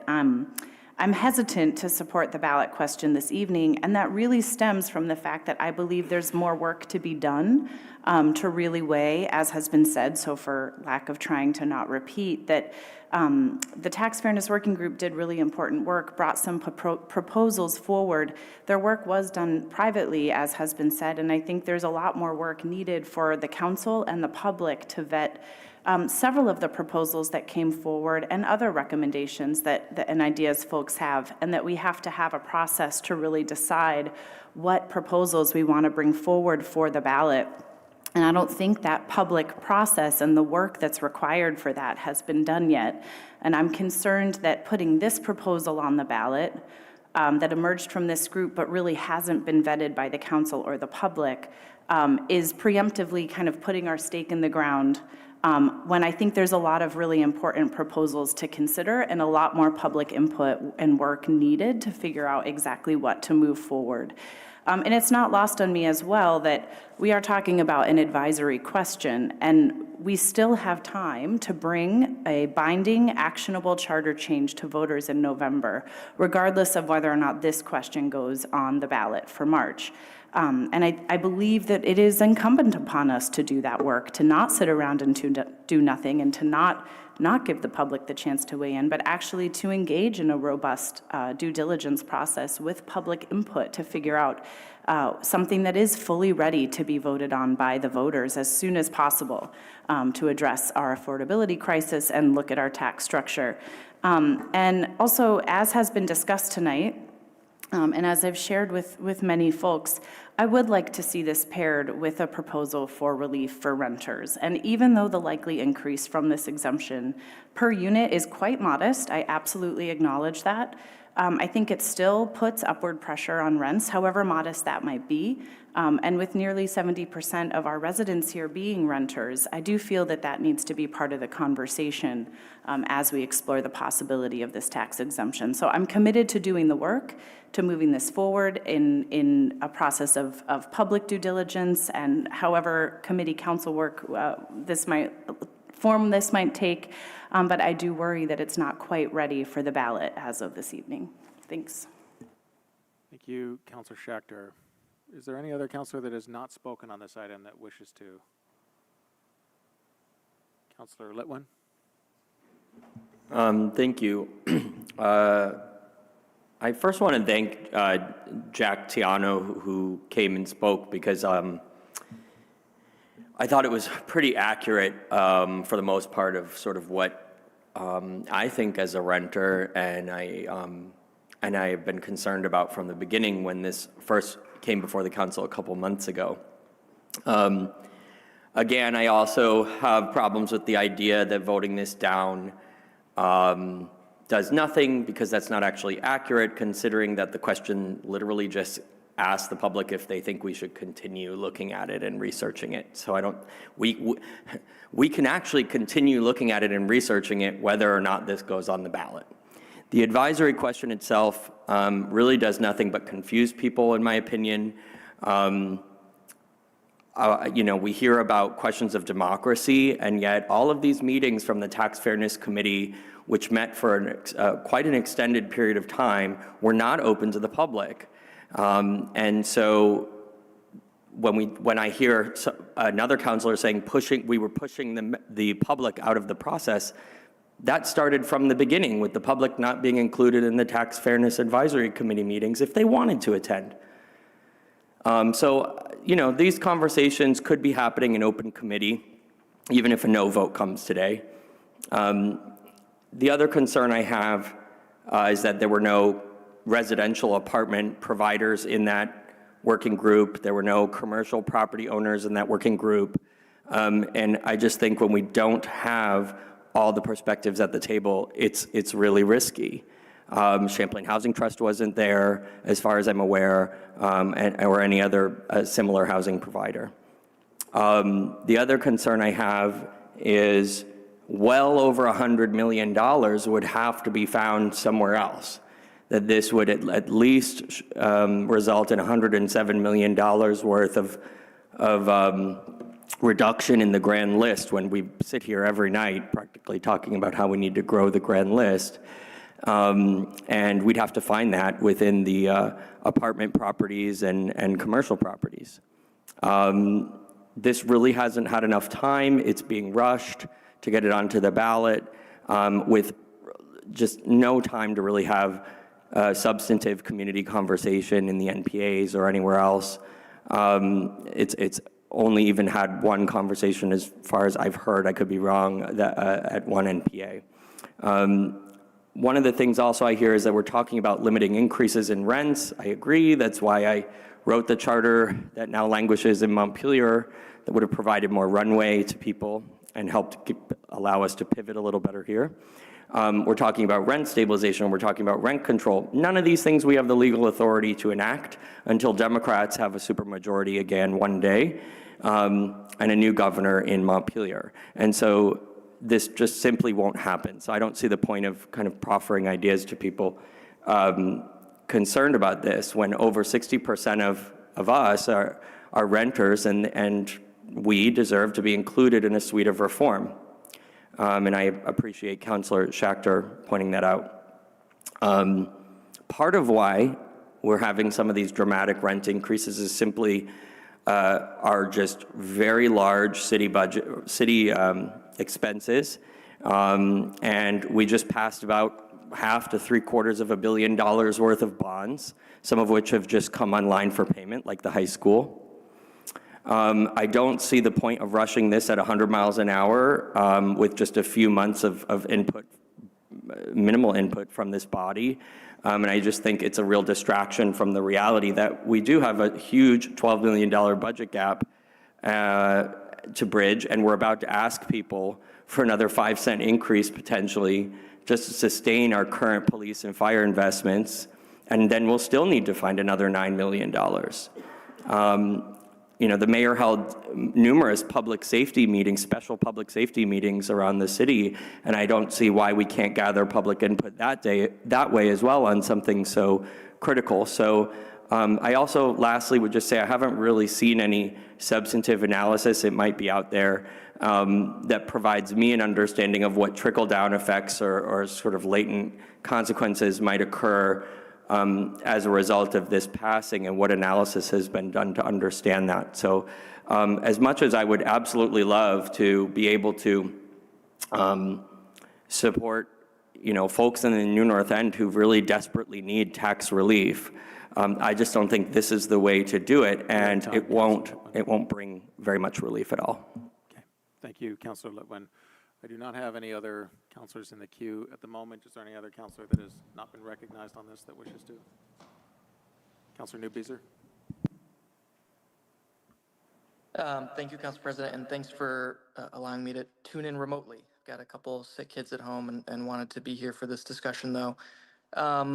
So many things to say on this, and I'm really, I got to remind myself to stay optimistic and not be consistently disappointed by our body. But a few things here. What we're talking about for folks in the public watching is asking voters if we should lower 2/3 of homestead property tax bill on the municipal side by at least $150, right? So we're providing direct relief. And in my memory, and I've only, you know, I'm a young guy, I've only been involved so many years here, I don't know that this body has ever entertained a tax fairness measure. In fact, former Councilor McGee from Ward 3 was trying to get tax fairness reform through in various ways under the previous administration, and that was thrown to committee and it languished there because the political will, both in the administration and the council at the time, didn't exist to pursue any sort of tax fairness reforms. So as soon as we start talking about giving property tax relief to low and moderate income folks in the city, we will come up as a body with every reason not to do it. And it's so disappointing to watch. I want to remind folks in the New North End in particular, because all three of your representatives have just voiced that they are not going to support putting this on the ballot, just to allow you to give your opinion. The vast majority of benefits would go to folks in wards 4 and 7 in the New North End. The North Ave Co-op, which is right on North Ave, as the name indicates, in the new North End, would see property taxes on the municipal side nearly eliminated. So when we talk about helping working and middle-class folks, that also needs to be part of the conversation. And I really want folks, if it's not this election and future elections, and just to really sink in that something that is going to benefit your district, all three counselors are going to vote against tonight. And I'm really amazed by that. Then I just also have to point out, because it's the height of irony, that many of the folks also, I worked hard to get just cause eviction on the ballot as a private citizen then, not when I was in the council, worked hard and campaigned for it, and we passed it with 60% of the vote. When we talk about advancing renter protection, some of the folks who will vote no on this item tonight around tax fairness opposed measures like just cause eviction. Finally, we talk about public process. I'm consistently amazed when I talk, and it's not just folks on this body, but also elected officials generally tend to be elected officials. The sort of contempt that I hear implicit in some of the conversations around, allowing voters to weigh in. We need more public process. We need more discussion. There's a public process which involves, on a low year, 8,000 of our residents. And I don't think I could name a single public process I've ever seen by a city government that has involved that many people. It's called voting. It's called going to the polls. A low year, we'd see 8,000 people. I think in the last mayoral, we saw close to 15,000. It was record turnout. Why we are worried about bringing something and having a conversation with voters on a number of topics just consistently amazes me, and that we don't trust the intelligence of our neighbors to have sophisticated conversations about tax fairness. I'm sorry, Councilor Newbeezer. There's a point of order. I'll pause the timer here for a moment. I take great offense to the idea. Excuse me, Councilor Litwin. The point of order was raised by Councilor McKnight. I'll let her go. McKnight, your point of order. Yes, suggesting that councilors don't respect the opinions and will of their constituents is impugning our motives and vastly inappropriate thing to be discussing on the council floor. And I would also note, I was meaning to raise a point of order earlier when Councilor Newbeezer mentioned income. I want to again make the clarification that assessed tax value of homes is not the same thing as income. I'm sorry, I'll go ahead and stop you there. I don't think that the second part there was a properly stated point of order. Councilor Newbeezer sort of characterizing your colleagues' comments here in a way that maligns their perspectives towards constituents, I think perhaps came a bit close there to the line. You're at 3 minutes, 30 seconds at the moment. I'll keep the timer going and would just ask that you keep that in mind as you proceed with your comments. Thank you. Certainly. I will say I've never called my NPA a Prague swamp sewer. I'll end my comments there. Excuse me, Council President. I'm still in debate. I don't think a point of order was raised. Excuse me. I don't need a point of order as the chair here to call out that was an inappropriate comment. I'm going to allow for you to continue here. Again, you have 1.5 minutes left, so please go ahead. It's a factual statement, Council President. Now, I will end my comments there. I'm really disappointed in our body. I think this is really a shameful moment. I think we should be allowed to have this conversation, and I'll move on from there. Thanks so much. Is there any counselor that has, I see you, Councilor Barlow. I want to ask colleagues here, I believe there's a couple folks that we haven't heard from here in a first round. Is there anyone who has not been heard on this item already before we consider a second round on this question? Councilor McKnight. Thank you. I also need to express some disappointment in the way that this ballot measure is being brought forward. In several conversations with the mayor's administration, it was made clear to us that because we're asking for another tax increase in regards to the police and fire budget, that we feel that there should also be something that points to a tax decrease on the ballot.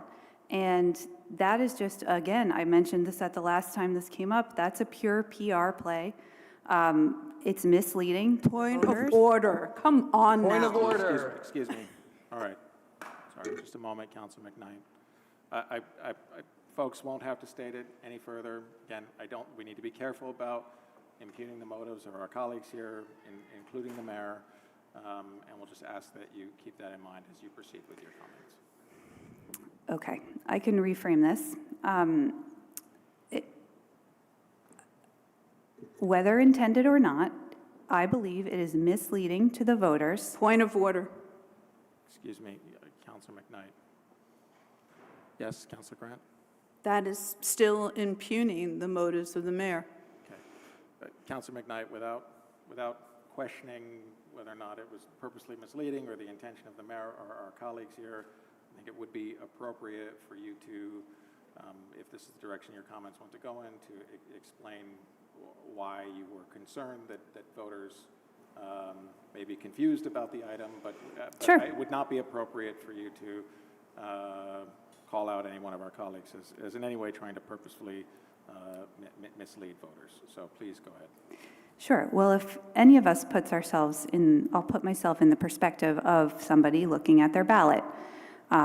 If I have a ballot in front of me that has one measure that is increasing taxes and one measure that at first glance might appear to be decreasing taxes, that is going to give me a certain decision-making protocol and a certain pathway. That pathway changes if we change what's on the ballot. I don't think that is the easiest way for a voter to understand the truth here. I would rather see us put the police and fire increase on the ballot and have a separate conversation about how we're making hard decisions in other areas and taking other efforts to increase affordability, because the way that this is presented, this advisory question is clearly framed to steer voters towards a preferred outcome, and it doesn't plainly state the trade-offs. So it leaves them with an implicit impression, in my opinion, which is, in my opinion, inaccurate. And then in practice, it's really, as Mr. Tiano said, which I really appreciated, we're asking renters and small businesses to subsidize homeowners, but we're not even saying that that's what we're doing. And I don't think that's fair, and it's not clear to the voters. And then we still have the issue outside of this that assessed home value does not always line up with income or ability to pay. So it's inaccurate to characterize the advisory question as some type of income-based tax relief. It just isn't. So for all those reasons, I am voting no. Thank you. Thank you, Councilor McKnight. Again, I did see some councilors that wanted to respond to earlier comments, but before opening it to a second round, is there any councilor that has not spoken on this item that wishes to? All right. Can I get a sense, Councilor Barlow, I saw your hand raised. Can I get a sense of, and I do have other folks' time in here, folks who may want to engage in a second round? Councilor Barlow. Councilor Grant, did I see your hand raised, or? Okay. Councilor Barlow, you have a couple minutes left. Councilor Grant, if you want additional time, you have a little more than 30 seconds left or so. Councilor Singh, you have 1:20 left on your time. So, we'll have some flexibility here around it, but I think we will try to keep it limited such that we can get to a vote on the item. Councilor Barlow, you had your hand raised. Thank you. I wasn't going to speak a second time, but I wanted to respond to Councilor Newbieser's assertion that New North End councilors were voting against providing tax relief to our residents. What I heard tonight from my New North End colleagues and from other colleagues who have expressed reservations about this proposal is a desire to more fully vet the proposal and understand the consequences of the proposal before we ask the voters to weigh in on it. The reality is that there would be no relief coming to New North End taxpayers or any taxpayers from an advisory question.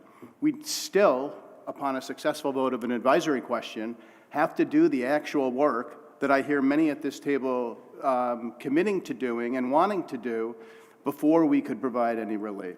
So I guess what we're really doing is just, we're proposing taking this intermediate step out and doing the actual hard work of trying to create policy rather than take a temperature before we think we have all the facts on this. So that's all I wanted to say. Thank you, Councilor Barlow. Councilor Newbeezer, did you have your hand up again for another round? I did, yes. Okay. I think you're the next hand that we have up now, so I think we'll turn to you. You have about 30, 45 seconds or so left on your time. Well, just quickly, part of the democratic process, part of the policymaking progress is speaking to voters and constituents, and that's what an election is all about and a public debate is all about. And what I said was, and you can go listen to my comments, was that they won't even allow folks to discuss this on the ballot. The idea that the democratic process is not substantive or worthwhile work, I just, again, I think is a really disappointing disposition. And then second, this is already moving through the Charter Change Committee, and I have every intent, hopefully, to bring it on to the charter as well. The idea that we want to ask voters whether or not this is a direction we should take the city and engage in some direct democracy, and that's somehow, seen inherently as some political stunt, I just think is so deeply concerning to me at my core. And I'm disappointed. So I appreciate it. And yeah. Okay. Thank you. Councilor Singh, did you want to be recognized? Sure. Yeah. I do want to address something that I mentioned before, and to the point of, again, this is an advisory question. Nobody is receiving tax relief based on an advisory question. But this idea of a tax spiral, what I was trying to speak to is, as my colleague, Councilor Litwin said, we're taking a value off the grand list. We have 150,000 square feet of commercial space that is empty, and we are going to raise taxes on businesses so less people will be renting commercial property. Then a commercial landlord can go to the city and say, my property is worth less, just like what happened at COVID, and we brought commercial property tax rates down.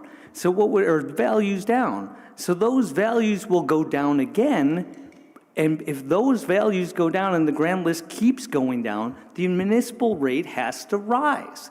So maybe one year you would see your $150 on your taxes, but as the grand list shrinks because of the unintended consequences of which we have not examined, could create a spiral where those taxes keep rising on renters and keep rising on commercial properties and diminish the level of property tax relief that we're going to provide. Your time, Councilor Singh, if you could so wrap up. this is why it needs more study. Thank you. Is there any other councilor that wishes to speak to this a second time? Yes, Councilor Grant. I completely agree with what my colleague, Councilor Newbeezer, said with regards to direct democracy, which we see is under attack, not only at the federal level, but I'm increasingly concerned how we are making decisions as a body and deleting direct democracy. Now is a perfect time to put a non-binding question on the ballot.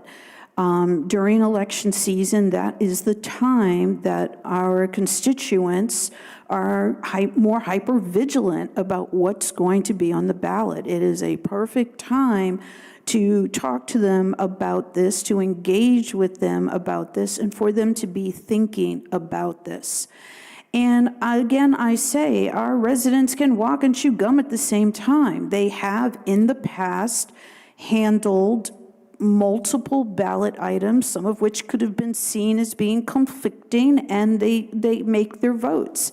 And I think this is part of the process. Thank you. Thank you, Councilor Grant. Is there any other counselor that wishes to speak on this a second time? Okay. President, Counselor I was. Carpenter, sorry, I did not see your hand. Yep, please go ahead. Just one, yeah, a comment about that the advisory question would create conversation and education.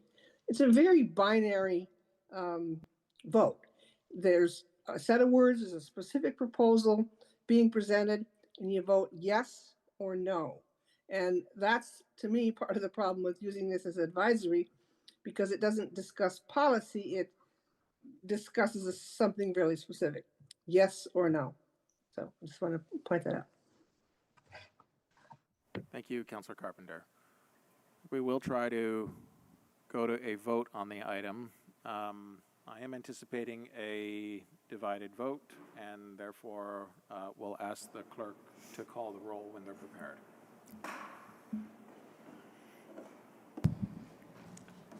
Counselor Barlow? No. Counselor Bergman? Yes. Counselor Broderick? Yes. Counselor Carpenter? No.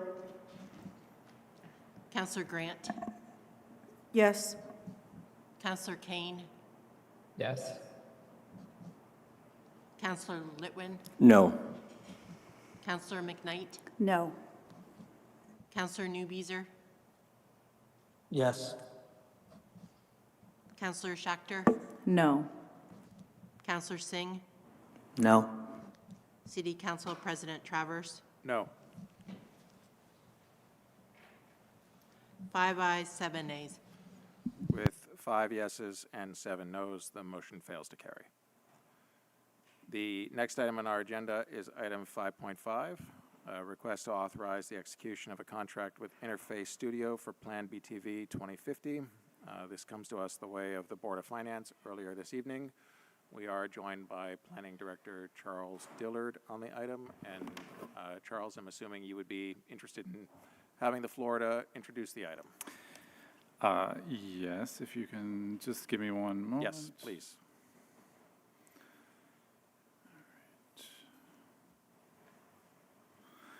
I do just want to note that my colleague Philip Peterson from Public Works is online and available to answer any questions, if there are any, about the transportation planning work that is part of this. Thanks. And just as you're teeing that up, I will ask if we could please promote Philip to be a panelist. And thanks for being here, Philip.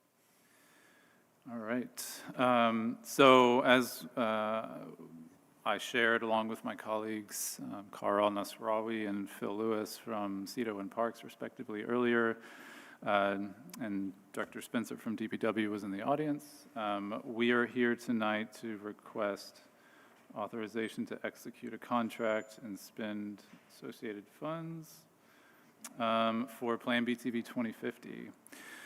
So this is a coordinated planning effort that combines the city's municipal development plan, which is now known as PlanBTV, with an update to the 2015 Parks, Recreation, and Waterfront System Plan. It is an unprecedented comprehensive economic development strategy, and it is also an update to a 2011 citywide transportation plan. I would also say it's a significant expansion upon that 2011 plan. We're required, the city is, like every other Vermont municipality, to have a comprehensive plan and that it be updated or newly adopted every 8 years. We have known this is coming. The Parks Plan essentially is also due for an update. Parks, Recreation, and Waterfront has to have a completed plan in order to apply for grant funds. The transportation plan was one that was called for by a city council resolution, and the comprehensive economic development strategy has been alluded to in at least one other council resolution. So knowing that all of this work was coming around the same time, the administration and myself and other department heads made the decision to explore combining this work, doing it all together, acknowledging that there are many overlaps between, for example, the housing system in Burlington and the way people get around, or where people work and where they play. And so doing this work creates efficiencies for the sake of policy, but it also creates cost efficiencies. And it respects the public's time. It does not ask them to come to what would likely be duplicative public meetings. It limits the number of times we're asking people to be away from their friends and family. So this is also about building capacity internally and creating stronger connections across departments in the city. The structure of the project internally is that the Office of City Planning will oversee the effort as the holders of PlanBTV, the comprehensive plan, that this will be an umbrella policy framework for the other 3 plans. We do have a project charter that governs this work internally. It sets out roles and responsibilities for all of the team members, identifies sort of a core team from these 4 departments, but also others, including the Director of Finance, City Attorney Eric Ramakrishnan. REIB is written into the charter to acknowledge the opportunities and impacts to the city's BIPOC communities. It also includes the Regional Planning Commission, who is the partner in this work and who will be funding the transportation element that is held under a separate contract. I'm happy to answer any questions about that. I'm not going to go into detail about the phases here, but working with our consultant, we have identified these 6 phases. Just going to skip over, but I can come back to these if there are questions. In the procurement for this project, we issued a request for qualifications in late summer. That was following a period in the summer where the 4 departments collaborated on this work to really identify what the opportunities and goals of this work would be. We had 6 really great big teams submit for this work from across the East Coast. They were all big teams, all multidisciplinary, multi-firm teams acknowledging the work and its nature. Ultimately, the project team made a decision to select Interface Studio, a planning and urban design firm out of Philadelphia, to lead this work. So they will be the prime consultant on the comprehensive plan, as well as the Parks, Recreation, Waterfront element.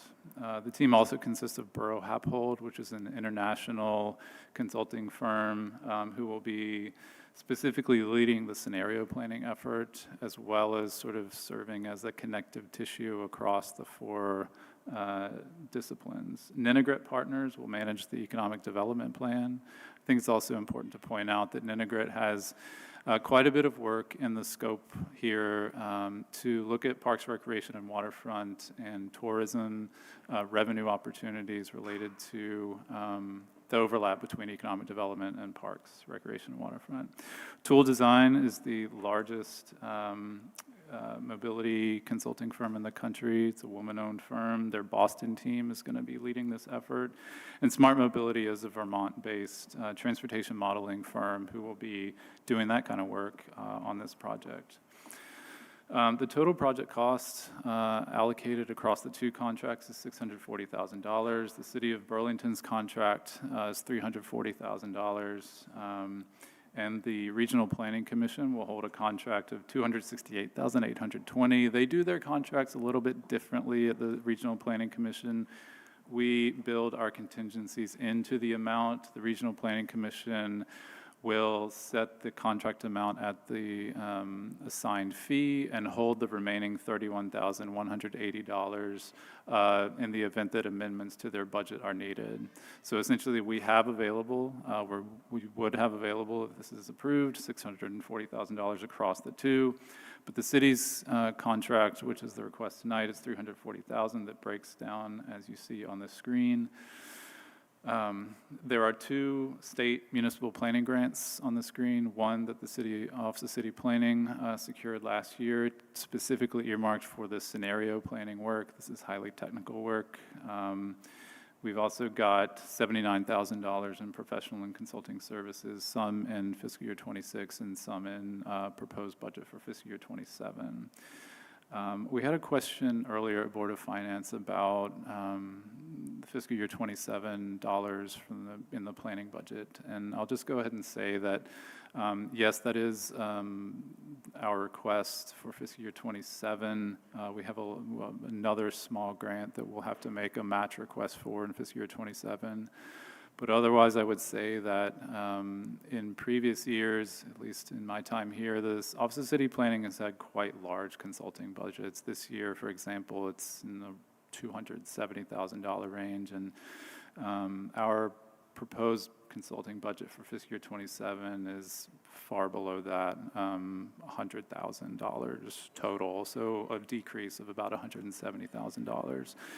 And I think part of this work is, again, to build up internal capacity at the city to reduce our reliance on consultants going forward. Just wanted to make that point.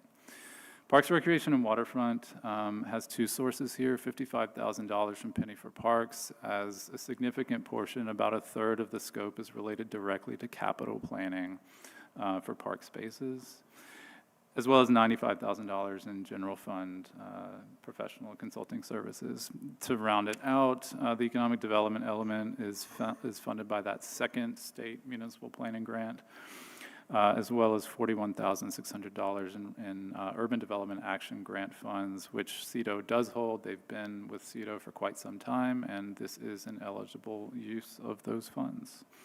So that's how the costs break down, and this is the request tonight, again, to approve the expenditure of $340,000 with that contingency, and to authorize my office in the city to execute the contract with Interface Studio. Happy to take any questions. Okay. Thank you very much, Charles. Before a motion on the item, I will open the floor to councilors for any questions or feedback that they have on this item. Which councilor would like to get in the queue? Anyone? All right. If no one wants to, oh, excuse me, Councilor Broderick. Yeah, sorry. I guess if it's possible for you, Charles, to go more in depth on what the public should expect in terms of you know, the process surrounding this. Once we approve it, I'm sure you'll be back relatively soon as this project kicks off. But yeah, just want to know what especially when it comes to phase one and beyond, what that process is going to look like.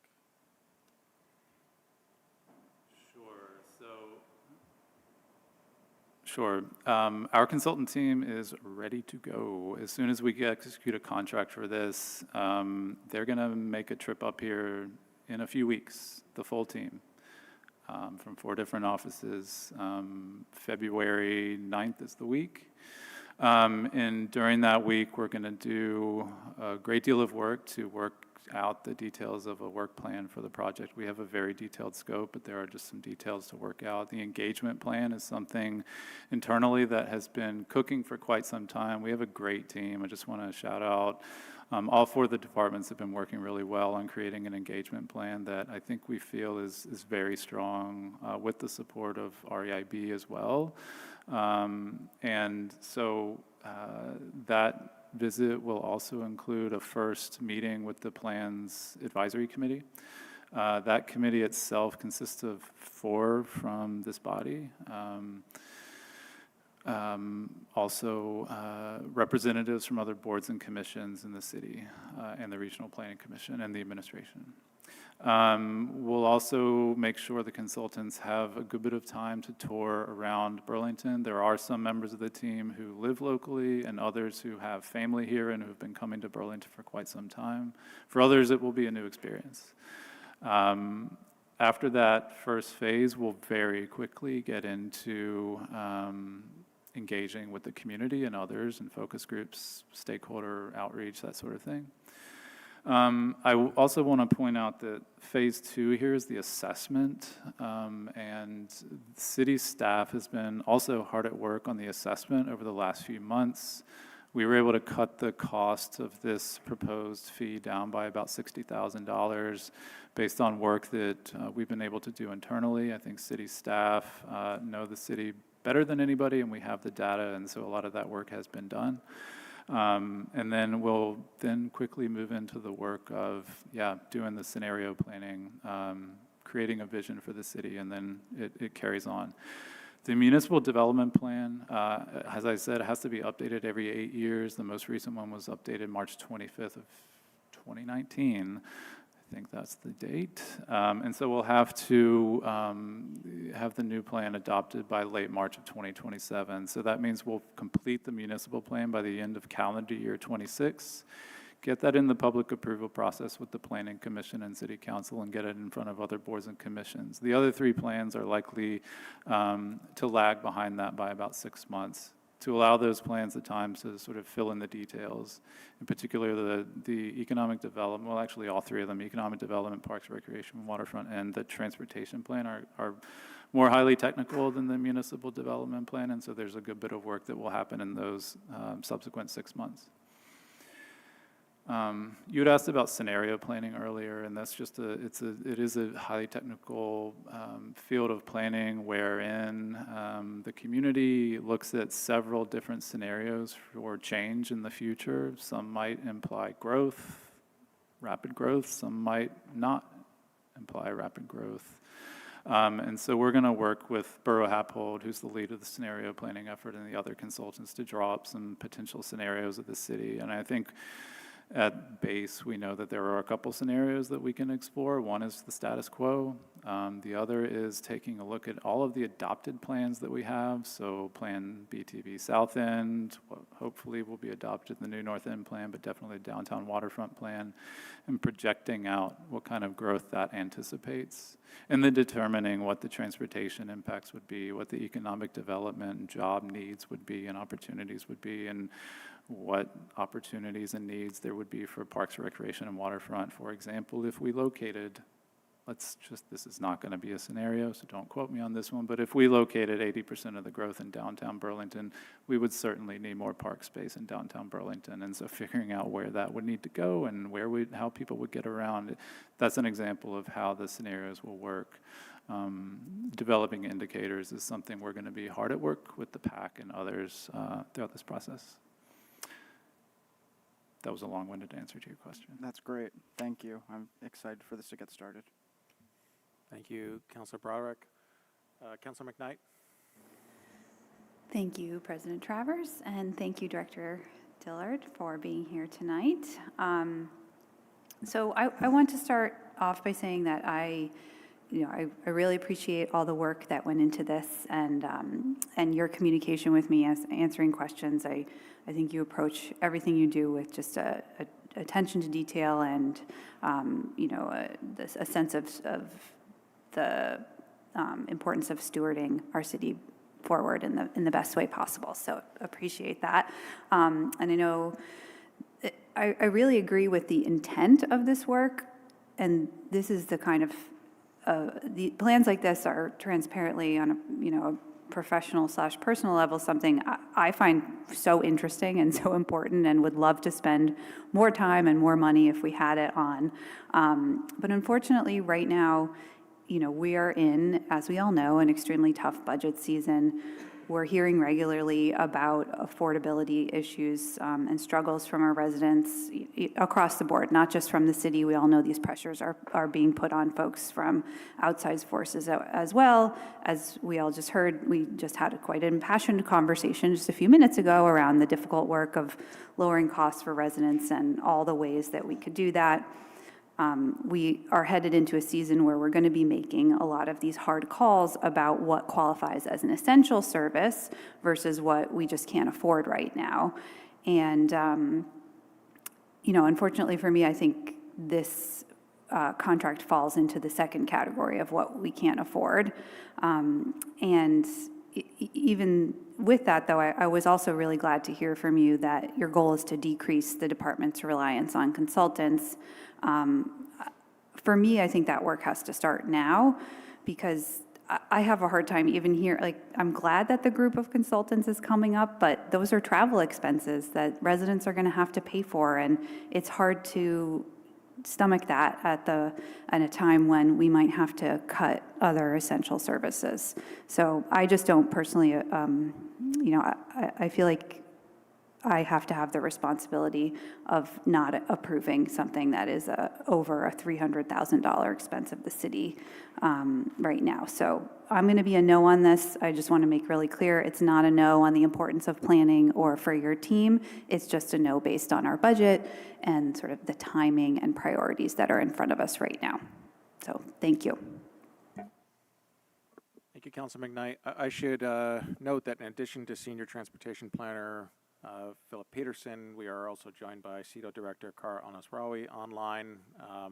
Director Onasrawi or Philip, if either one of you want to comment on this, please use the raise hand function on Zoom.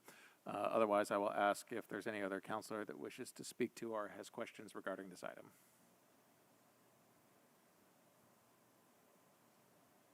Councilor Grant.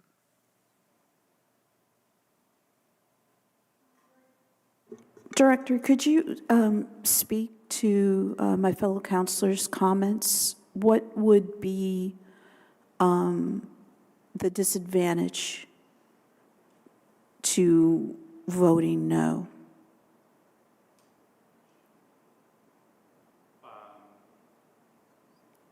Well, the one disadvantage would be that it would delay the municipal development plan process, and we are under a relatively tight timeline to complete that work. We have been working with a consultant team on a very complicated budget for the last really month and a half at least, as well as developing a scope for each of the departments that acknowledges their need. It would be a big, I think, disappointment for all the departments and the opportunity to do this work together in an unprecedented way. I think there obviously, the plans address a number of intersecting crises in our community, I would say. I think it goes without saying the housing crisis is one, and this plan sort of starts from a foundation of trying to figure out how this community can build 7,000 homes by 2050, and that's going to be at the heart of this work. There's also a climate crisis, and the way that we move around the city and the way that our parks provide resilience and spaces of refuge for the people is something we really need to work on. And the economic development strategy, I think it also goes without saying that there are a number of crises economically in the city. And so I think just the opportunity of doing this work together is one that I would really regret not having. I think if we were to not be able to proceed right now, the municipal development plan would have to move by itself, and we wouldn't be able to study the overlapping and intersecting issues related to all of this work. And that would be, I think, a big missed opportunity for Burlington right now. I'll just also want to say that regarding the funding sources, the price tag, $640,000, $340 for the city does look very large. But I will say that the Regional Planning Commission is contributing $240,000 grant, UPWP grant. We've also got 3 other grants, state and federal, that total $90,000 or so. That brings that to $340,000 in grants and about $298,000 in city funds, which includes some matches for those grants. There are individual plans that the city has procured in the past that approach that number of $298,000 for individual plans, topic plans, that sort of thing. And so I think being able to procure and get 4 plans for that price is actually quite cost efficient.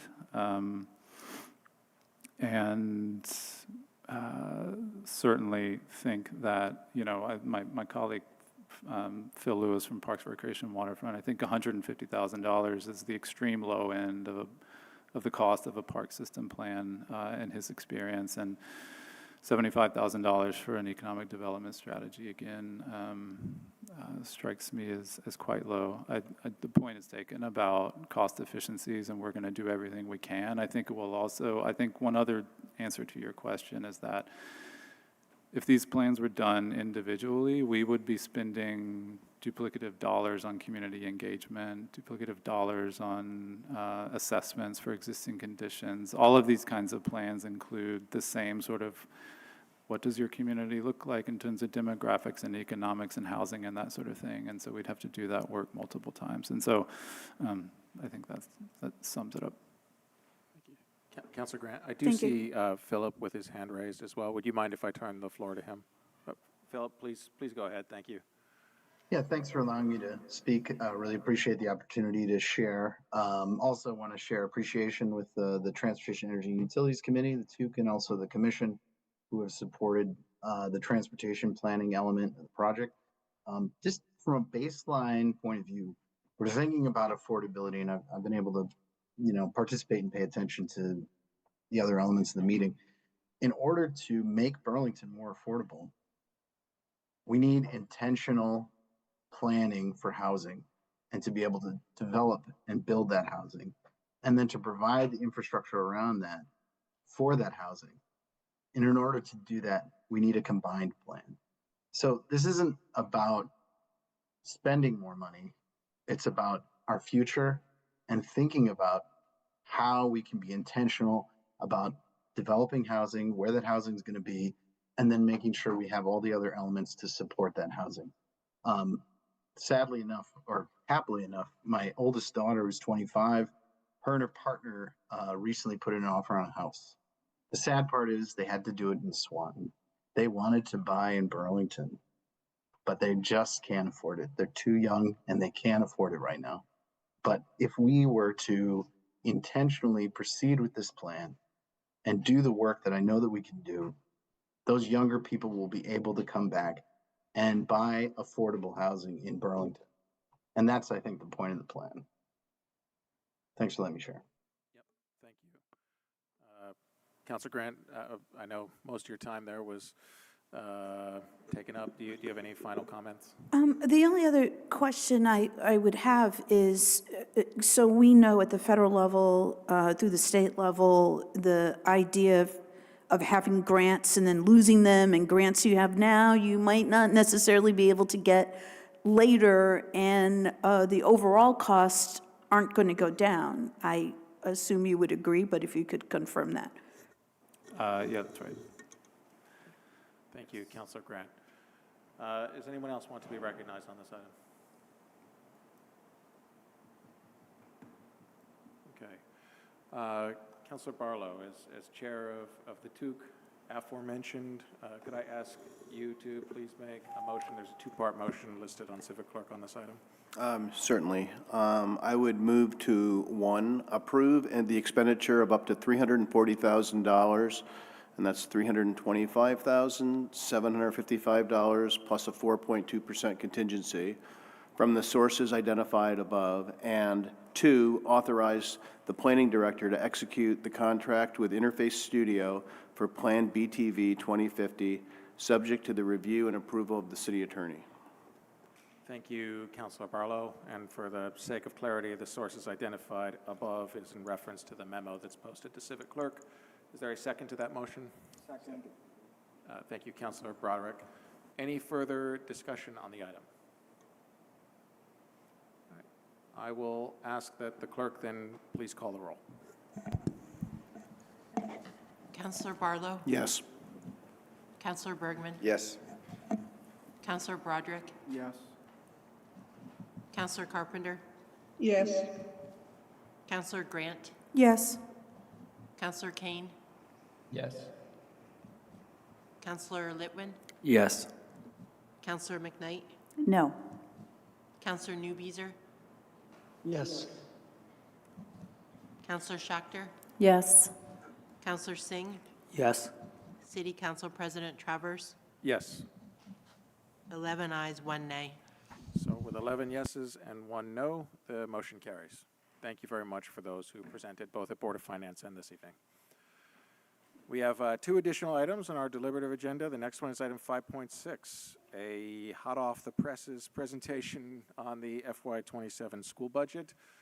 We are joined by the Burlington School District Executive Director of Finance, Nathan Lavery, as well as the Burlington School Board Chair, Claire Wool. Very much appreciate your being this evening. My understanding is that the school board acted on this item earlier tonight. And I know it's a late night for you all coming over here to City Hall after spending your evening with our school commissioner colleagues, and very much appreciate your being here. Again, this is here as an information item to provide the council and the public context with respect to the school board's action and any item that may be on the ballot from their directive in March. And once you're prepared, we'll turn the floor to you. Great. Thank you.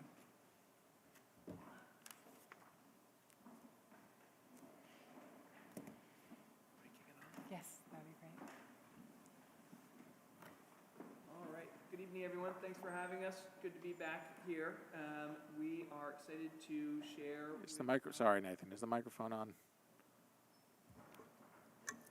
Great. Now, that better? Okay. Yes, it is. All right. We are excited to share with the council the Burlington School District's fiscal year 2027 budget. As was mentioned, the school board just approved putting forward this budget amount and the ballot question, which you'll see as part of this presentation, that we'll be formally communicating to the city tomorrow. But we will jump right in. We have a kind of standard template that we've done with these budget presentations for a number of years now, and I'll talk through at a high level some of the items in here. I'll try to move with a reasonable degree of efficiency, so if there is something that you want me to circle back to later in the discussion, I'm happy to do that. To kick it off, I think it's important to understand some of the assumptions that we made when we began crafting the budget. We looked at, in particular, the wage settlements from our collective bargaining agreements, which were generally in the 5% range for our various bargaining units. Wages are the single greatest cost item in our school district's budget, so this is obviously a huge component of our spending, the growth in our spending, and something we budget very carefully to when we're building the budgets. Another big piece of that is health insurance, which this was considered at an 8% increase, a relatively good year for health insurance premiums in the world of Vermont school districts.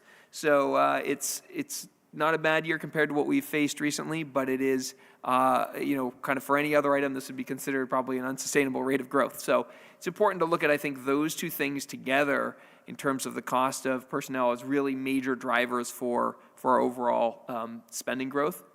The third item that I put on there is debt service, and as folks are familiar with, this is associated predominantly with the construction of the new high school, which is going great. If you haven't had a chance to cruise up North Ave and take a look at it, or even join one of the tours, the construction project, we're on time, we're on budget, we're facing the exciting prospect of not even needing to borrow the full $165 million to complete the work. So we're really pleased with where we stand financially on the project, but also, again, it's really looks like it's going to be an amazing, really crown jewel for our city. So we're excited.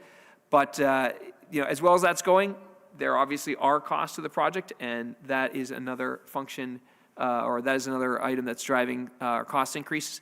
One other thing I just want to say about that is this, the growth that we've experienced in our budget over the past couple of years associated with this item, we're now at the end of that. So while the annual debt service doesn't just go away, we're going to be paying that for the term of the bonds, we are not going to be increasing the amount of debt associated with the high school. So that will take some of the future pressure off of our spending growth, because for the past few years, on top of kind of regular wage and benefits increases, we've been adding more and more debt in order to pay for the project. So now we're at the end of that process. A couple of other items that are a little bit unique. One of them is that we have assumed a reduction in federal support in some programs. That is a combination of action that has already occurred that we're seeing at the federal level, and also our attempt to forecast where we think some of our major title funding will land in terms of allocation next year, based on a congressional budget process that we don't know where that will end. So we've kind of made what we think are conservative estimates in terms of the amount of funding we'll get next year. So when we were building out this budget, we assumed that we would have to make do without a certain amount of federal money. That, to some extent, though, is offset by savings associated with moving back into the new high school. We're paying rent for our facility that is just a few blocks away. And so we're going to be moving out of that facility at the end of this school year, and that means that we will be able to reduce spending on rent associated with that facility. So those two items largely offset one another, but they're both big changes to our budget for the coming year. And then the last item that we have in this slide, another major assumption here, which our audit, which was just finalized, demonstrates is around $2.4 million surplus money from prior fiscal year that by Vermont law becomes revenue to support our operating budget in this budget cycle. So those are big assumptions. I think it's important to spend a little time on them just because they do drive a lot of the information that you see in the next few slides. The other one is enrollment, and we have a graph here that shows our enrollment trend. We have been experiencing decreasing enrollment for a number of years now. Not some of the more precipitous drops that other communities in the state have dealt with, but it's not debatable that we've been facing lower enrollment. And that is a function of a number of things.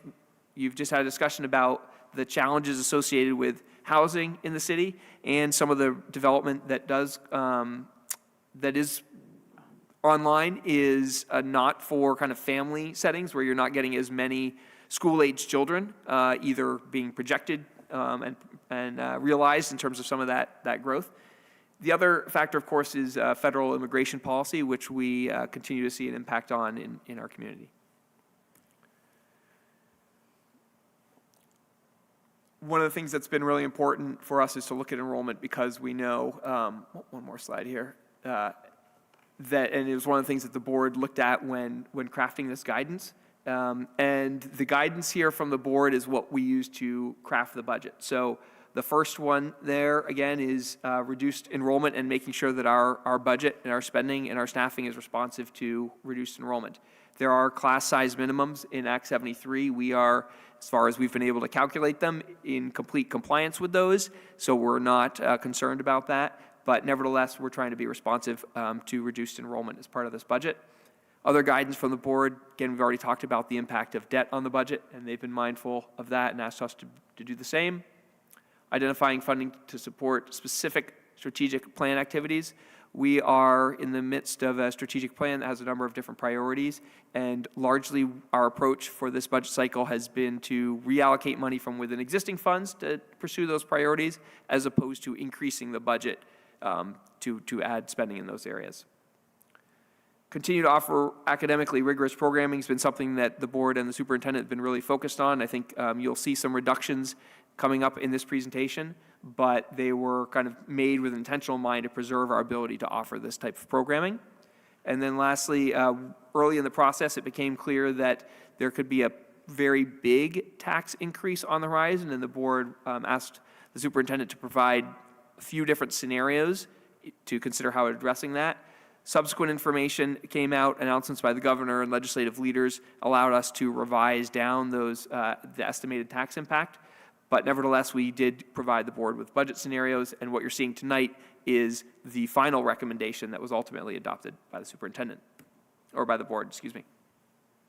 That recommendation here, the key headline numbers, the number you'll see on the ballot, 140 million. That represents nearly a 4.5% increase in the budget, which is, significant increase in the budget. And I think in light of some of the pressures we talked about, particularly wage and benefit settlements that were above that number, it shows that we were able, through reductions you'll see in a moment, we were able to bring down the impact on the total budget despite having some of our major cost drivers in excess of that amount. The number that we get asked about probably the most is in yellow there. That is the projected property tax rate increase at 4.7%. This estimate assumes that the state allocates $75 million, which is something that the governor and legislative leadership have already said they intend to do, and they have identified funding to do so.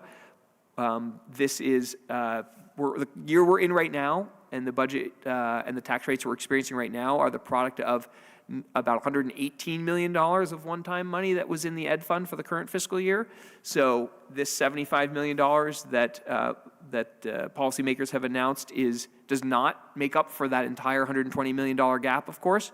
We're still facing a portion of our budget increase simply because there's projected to be less one-time money in the ed fund to support spending. Provided a little 3-year history here that you can just see the movement of tax rates and spending over 3 years. One of the reasons we provided this chart to the board, and one of the things we like to point out is, first of all, that there was a big increase in spending associated with a major phase of borrowing for the high school. So that really has ramped up, and you've seen some growth in spending there.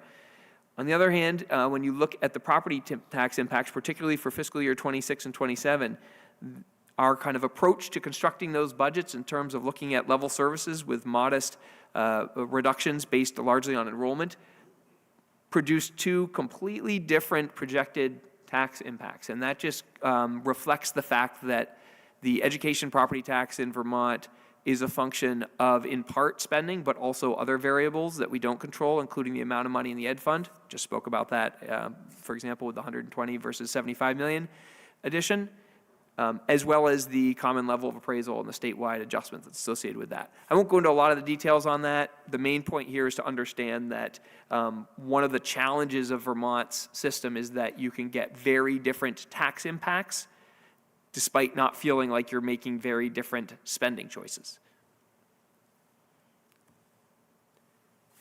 This slide reflects the reductions that are incorporated into this recommendation.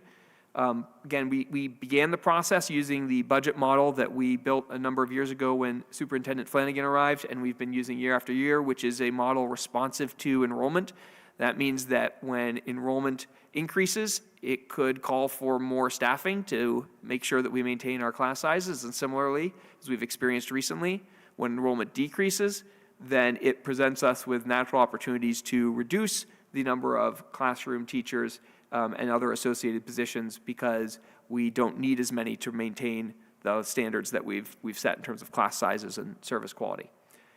There's a number of central and kind of administrative positions here as well. The superintendent was really clear that he wasn't comfortable only reducing kind of student-facing school positions, that he wanted to see a kind of proportional share of administrative and kind of non-instructional positions associated with any proposed reductions, and so those are reflected here as well.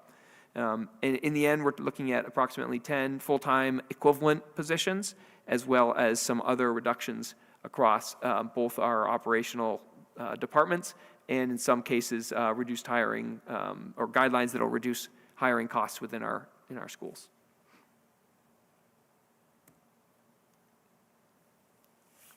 One of the things that we were asked to do this year that, to be fair, I think we had not done a very good job of in the past couple of years was to go beyond kind of telling folks what's changing in terms of the dollars and cents and the FTEs in our budget, but actually talk about what are we prioritizing? What is this budget intended to do and do differently? And so here you can see some of those major items. I'll call your attention to a couple of them that I think are really worth noting. The first one is about updating our coaching model. We've got a number of very skilled teachers in a role that we call academic coaching, and we had a robust discussion with the school board about how to make sure that we are getting the best results for our students as a result of that significant investment. And so through that process, the superintendent identified opportunities to change our model in terms of how we're deploying and utilizing those folks with the goal of obviously including ultimately improving student outcomes, but also to provide a little more time for direct instruction, particularly at the elementary level. So that's one major change.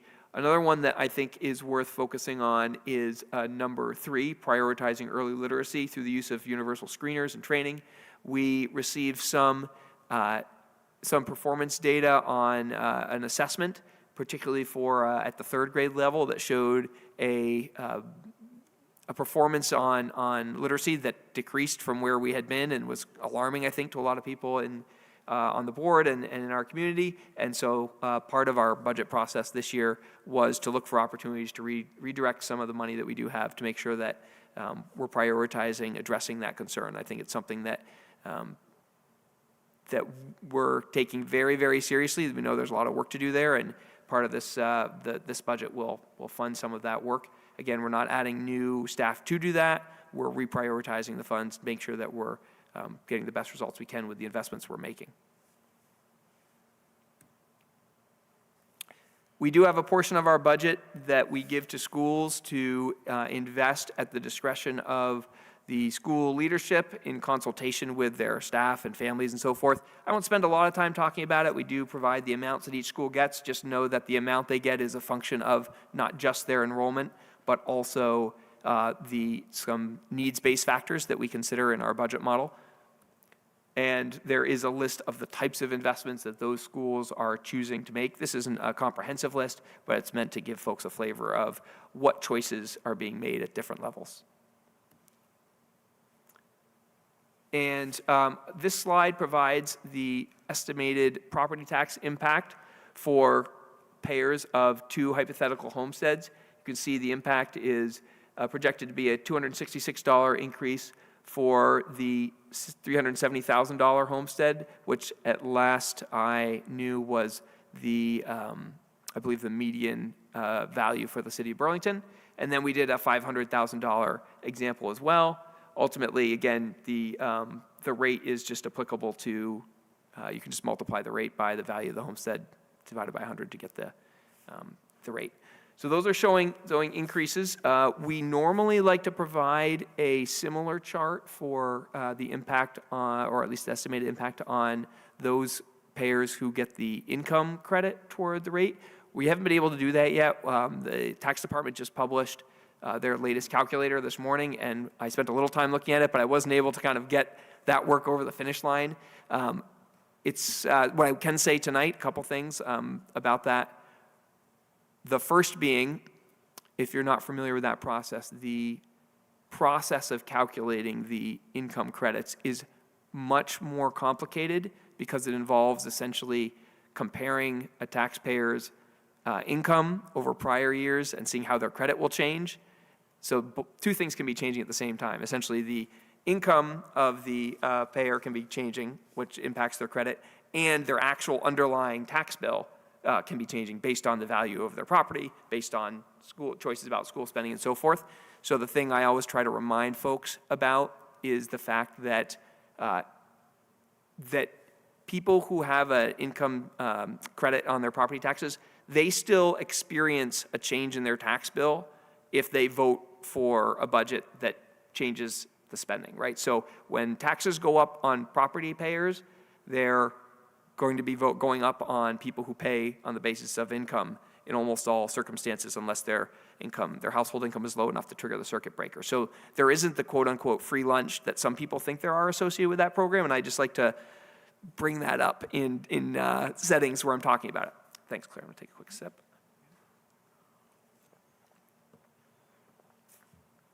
So what I can say about the impact on those folks is that if you are getting income credit, what happens when you increase spending? The percentage of household income that you can be allowed to essentially spend up to, that increases a little bit. That means taxes go up a little bit on the basis of both the fact that our overall property tax bill would increase a little bit, and the cap on the amount of income increases a little bit as well. So I know that's hard to understand without seeing it, and I apologize for that in numbers, but we will work on that ahead of town meeting day for sure. All right, and the last slide is our ballot language here. The one thing that I really want to draw folks' attention to is not the big $140 million number that is the actual authorization that the school district's seeking, but is that 6.4% figure.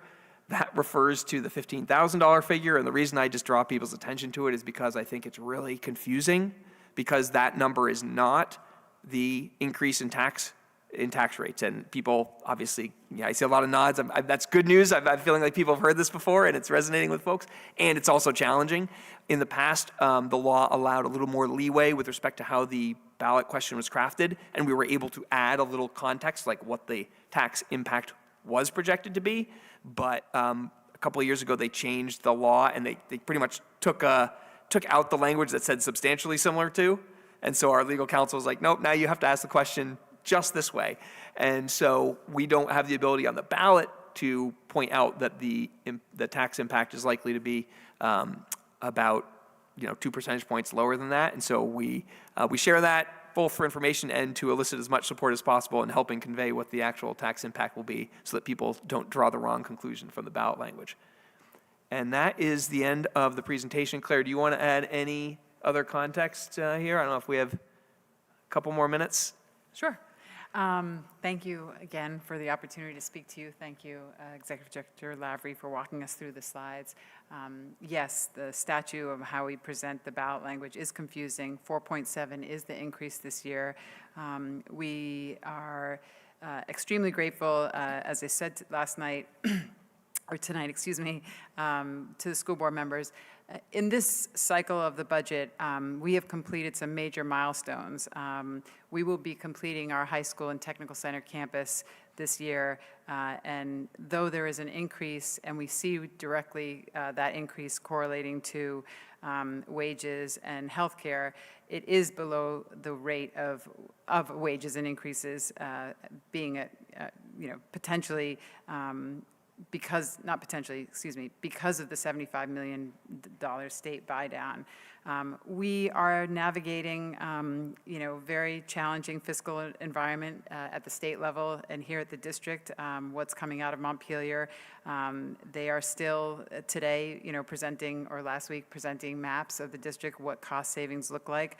And we are fully vested and present. Superintendent Flanagan was down at the State House last week to be able to communicate our concerns, things that are not controllable in our budget. We are fiscally responsible. We have been over the last 8 years as I've been chair in directing the costs that we can control. We cannot control our healthcare costs, and we were at a challenging situation with our 7 bargaining units based on those rates, but we do value our teachers, and so to have an increase at that rate is an investment that we feel and retainment in our qualified teachers and support that run the district and are in the high 70 to 80% of our budget. That is a 3-year contract that we signed, and we have shared with our faculty and staff, given the investment, that we are looking to those goals for academic achievement and rigor and accountability and support in partnership with them. I wanted to go back to what I spoke to about with BHS. This would be the budget that would see overages and coming back to you asking for more if we needed it. But between our district leadership and our board leadership, we will be completing this project without having to borrow the full amount of the 165, as Nate shared. That $6 million we communicated out to City Council, the mayor, and the community in December. We also completed our capital campaign, finally, of improvements in our facilities. This is all without state help at the level of the fact that you that might know there's been a 14-year moratorium in the state of Vermont not helping school districts with any of their facility buildings. That's unheard of. Most states provide 40% support for infrastructure, water main breaks, things like that, that are not academic dollars. So we've done that on the shoulders of Burlington taxpayers, and we recognize that, and therefore we're very laser focused on delivering this high school and tech center budget on time and on budget campus, excuse me. We also invested deeply into our other schools as well, and IAA saw a $17 million investment, of which we used $10 million of the ESSER federal funds that were completed this year on time and on budget. I mean, a month behind in the cafeteria, but an incredible opportunity for us to invest in a neighborhood school, a magnet school, and that community is incredibly grateful. Finally, these are the larger items. The BTC Airport Campus. Again, we talk about achievement, opportunity gap, achievement growth for our technical center. We completed our airport campus hangar, an old dilapidated hangar, with the city of South Burlington, thanks to a $10 million grant that we got every dollar out of to complete that project, thanks to Senator Leahy and the work of our district leaders and, again, state support for that grant to make that a reality for workforce development. So this budget, again, it speaks to the costs that are inherent with our staff and healthcare costs. And as we shared in our board meeting, how can we grow our enrollment so that we do see that investment within our schools? And we did talk about one of our scenarios in our budgets was, excuse me, was based on, we don't want to continually look at budgets that reduce enrollment, that reduce our FTEs. But if we do see enrollment that continues at that level, or elementary level, we would be looking at, and we'll begin the process in a month or two, about closing a school, depending on that enrollment costs. That enrollment's based on costs. We wouldn't want to keep cutting across the district, but maintain the rigor and the support at our schools individually. So I do want to share that we have difficult conversations. We will be present consistently at the State House. It is very political, and we hope that politics don't create policy. I guess I should say, like, we're looking for the policy work that we did over 5 years for our funding formula, and we're looking for that same integrity in funding public schools. So sorry I went a little over, but I have a lot to say and share with you, and thanks for your support. Thank you very much for that presentation. If you wouldn't mind, I would be happy to open the floor to counselors for any questions or comments or feedback that they may have. I know this is your purview, but I appreciate the opportunity for us to connect on it. Any counselors want to comment on this item? Counselor Singh. I just want to thank you both for, the fiscal discipline that you have showed in these challenging times, given we're building a high school with enrollments going down. It's a credit to all the hard work you do and all the time you spend, and I so appreciate the time you're spending in the State House and giving a voice to Burlington and how this potential education changes could severely impact what goes on here in this city.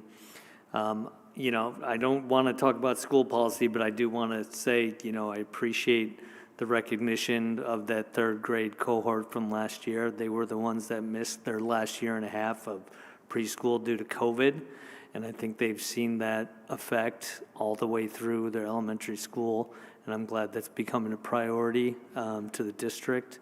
And I also appreciate the literacy program changes that you've made and the strides we've made with equity and reading in the district, and now that you're expanding support for elementary mathematics. Not only do you have your eye on the fiscal prize, you have your eye on the priority of our children in this community, so thank you. Thank you. Thank you, Counselor Singh. Does anyone else wish to be recognized on this item? Yep, Counselor Schachter. I just wanted to hop in. Thank you, President Travers, and thank you both so much. I share the gratitude that Councilor Singh expressed as a parent of kids in the schools here, and their school has my whole heart. Your work is so appreciated and so critical. My question was actually, and I don't know if you have this off the top of your head, but how our per pupil spending compares to other schools within Chittenden County and around the state? Like when we're, I'm thinking about how do we as counselors bring this to our community, knowing that on the municipal side, we're likely also going to be looking at a tax increase. And so what are some of the ways that we can really help message that we are being very fiscally prudent, that we're on par or ahead in terms of spending with regards to each student? Like, I don't know if you can share a little bit about that. Yeah, I can share a little bit about that. I don't know all the latest numbers, so and we can. Some of it is knowable, so we can provide that to you. Last I saw, we're not the lowest per pupil spenders or the highest per pupil spenders in Chittenden County. I think a couple of our large neighbors are above us, and then there are a couple, at least 2 or 3 of them are on a per pupil basis. And but there's definitely some that are lower, including at least one of our smaller neighbors, I think. But what I would say that I think is kind of maybe best helps illustrate that, and what I intend to do is also reflect what our per pupil spending would be in the absence of the debt associated with the new high school, because I think that's one of the big wild cards in this, right? Like none of our neighboring communities are in a position where the contamination that was caused by PCBs meant that they had to completely demolish and rebuild their high school. So when you take that out of the equation, then our position looks, I think, even better. If by better I mean like less spending per pupil, given what we're able to deliver. So we can get the exact rankings, and of course everyone else and our neighbors are going through this process by and large right now as well. So sometimes those numbers shift a little bit between what they are for the current fiscal year, and then by the time the dust settles on town meeting day, sometimes those rankings get rearranged slightly. But we're kind of in the middle. I'd say like the top half of the middle might be my characterization. Good question. Thank you. Councilor McKnight? Thank you both so much for being here. I just want to join in on the gratitude as a mom of 2 kids at Edmonds. We are just always so impressed with our experience at the school, and not just for our kids, for all the kids that we interact with and all of the programs that we interact with. It's amazing. And listening to you talk, Commissioner Wool, about so many of the headwinds that you faced from, unfortunately, so from state leadership, from the governor's office, it's just even more amazing to hear what you've all been able to do given that difficult situation and given that lack of support, which is really an outlier in the nation, and in my view is entirely unacceptable and a pretty egregious shortcoming from the governor's administration. That still we're going to have these beautiful facilities, and like you said, it's not just the high school, so many other improvements across the whole city, which is so important to sort of spread that level of investment across all of our neighborhoods. So just thank you. And then I think as we ourselves head into a difficult municipal budget year, I think there's a lot we can learn from the disciplined approach that you've all taken for years now. That's really borne out. And then there are also some similarities that we still all need to put our heads together and tackle, like these healthcare costs. Those are not, in my opinion, getting the attention that they deserve in the statewide leadership conversations. I think we can all be a collaborative force to raise that issue up to the top, because we're going to keep seeing these rates go up if we don't. Just addressing that one thing alone would solve so much of this and would be such an affordability relief for residents. So I look forward to continuing that partnership with you all. Thank you. Thank you. Thank you. Thank you, Councilor McKnight. We'll go Councilor Grant and then Councilor Barlow. Hi. One question. So at the state level, does the state control the plan design for the HRA? So for folks who are not, good question, for, in the weeds, so for school districts statewide, health insurance is bargained at a statewide level, so individual districts don't have any role in that. And part of that includes the HRA, both so pretty much all parts of it, like what it covers, but really more critically, how much it's worth and when it starts paying. And so currently, it pays kind of the first out-of-pocket dollar, and depending on which plan you're in and you know, family plan, single, and so forth, it's worth a different amount. But the HRA pays before the individual, so the individual just gets the tail end if they incur all that spending. So it, Okay. yeah. So my question is,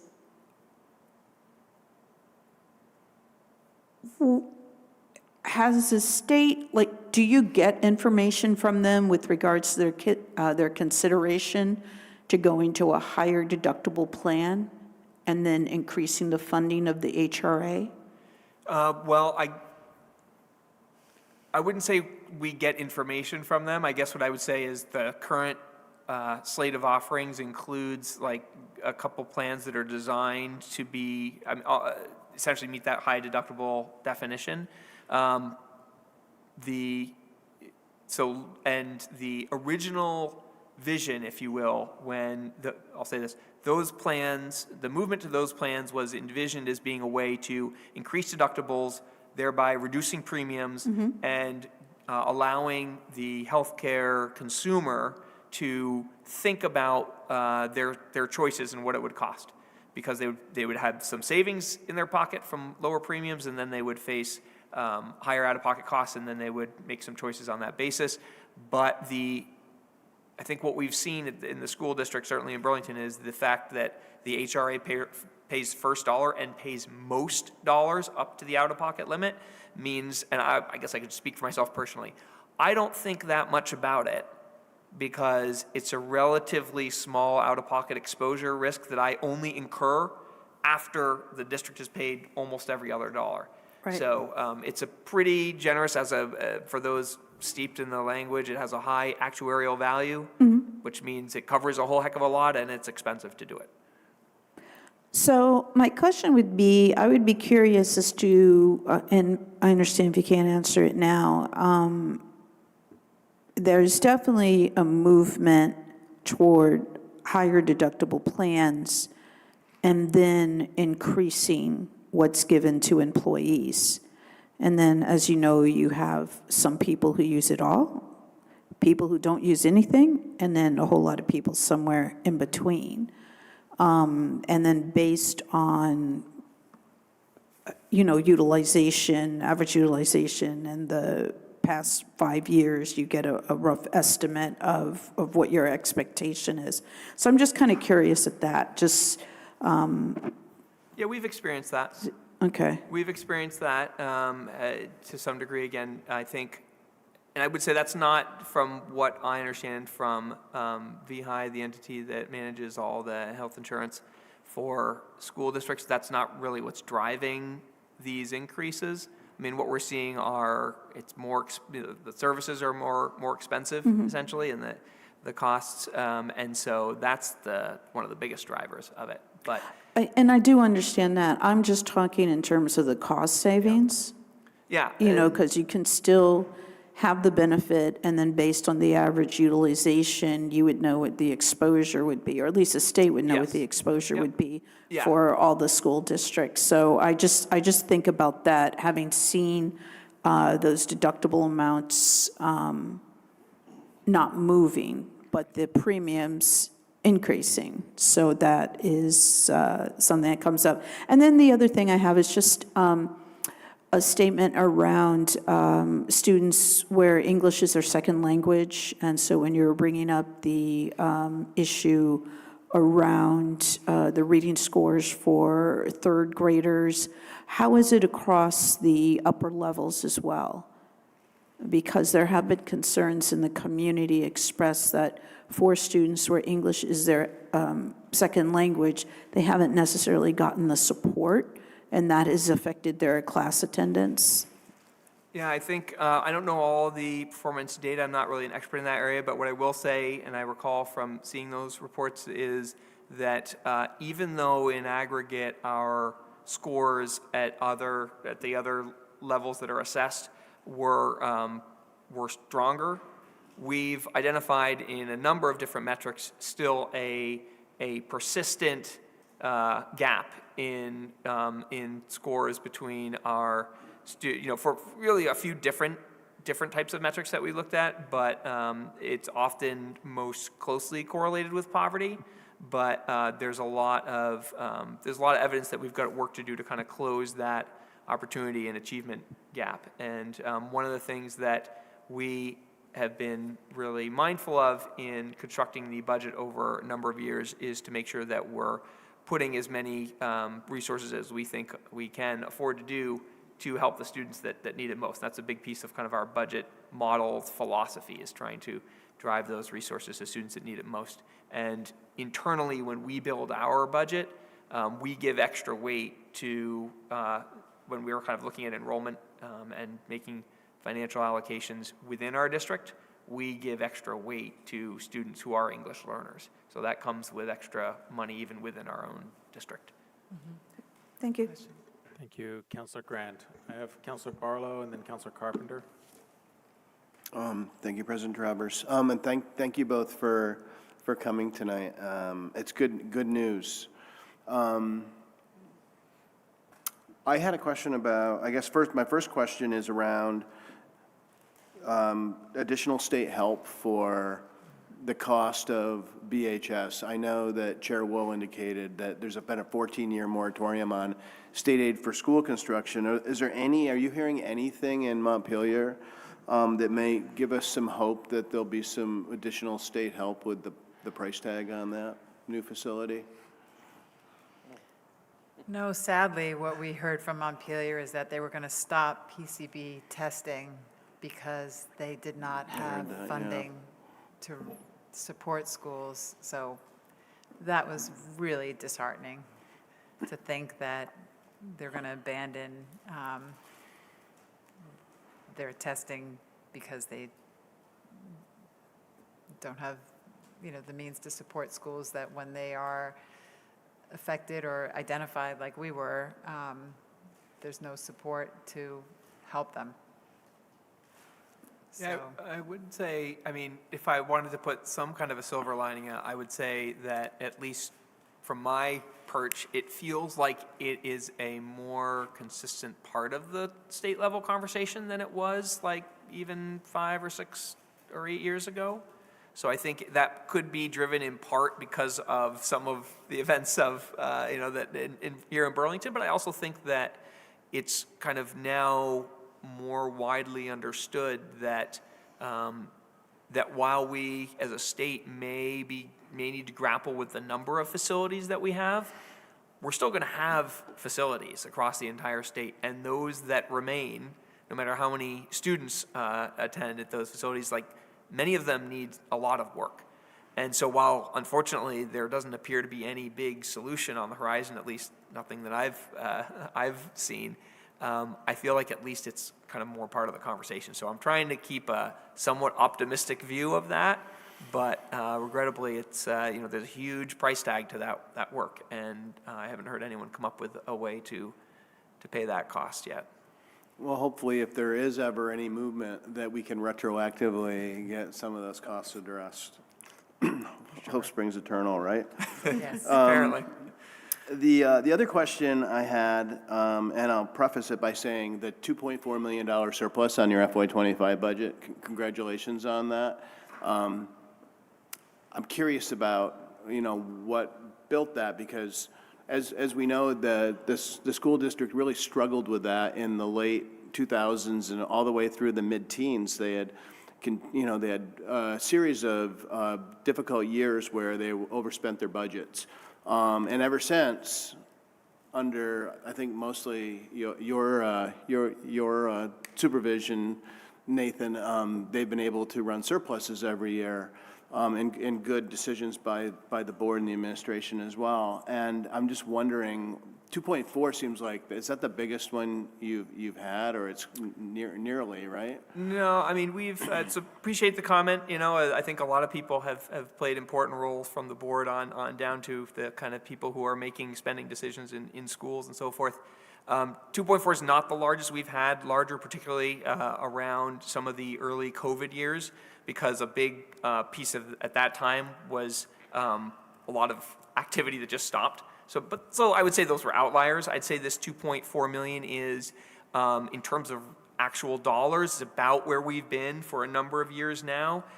It's becoming progressively lower as a share of our budget, which I wouldn't say it's caused any concern. It's been observed, I'd say, by our auditors, for example, who, you know, I think they see prudent financial stewardship, but they also are always pushing us to be, you know, to make sure that we are leaving ourselves that margin so we don't end up back in a situation that you're describing. And I think the part of the reason we're here is because we have a lot more articulated and enforced kind of spending controls and processes and so forth that we've put in place, just so that they're on the spending side we're controlling. But I also think part of it is just a more methodical approach to the whole budget development process, and trying to be mindful both of where there are opportunities to reduce spending, but also being kind of realistic when we're budgeting about where we need to assume increased spending. There's areas where we would not like to see growth necessarily from year to year,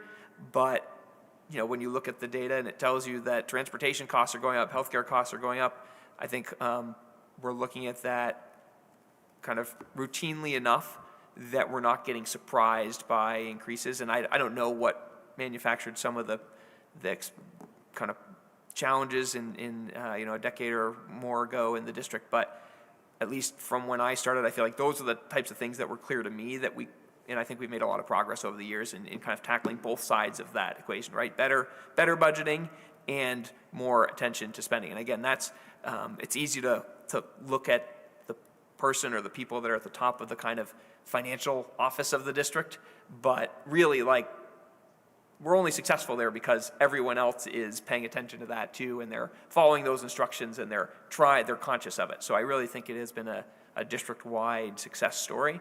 At the end of the day, you know, $2.4 million on a budget of you know, 140 million is not very big on a percentage basis. So you can achieve that just through relatively modest savings in over, you know, thousands and thousands of line items in your budget. So I think that's kind of how we end up there by and large.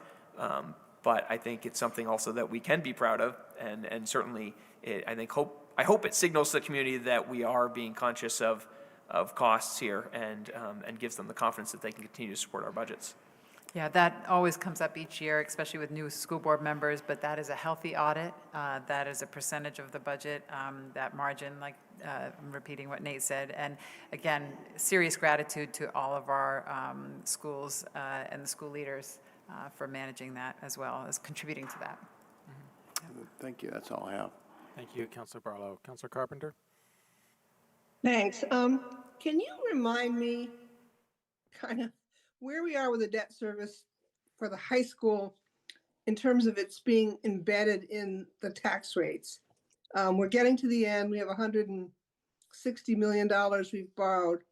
Have we done all the borrowing, and is it already embedded in the tax rates, or are we expecting more increases in next year and the year after related to the debt service?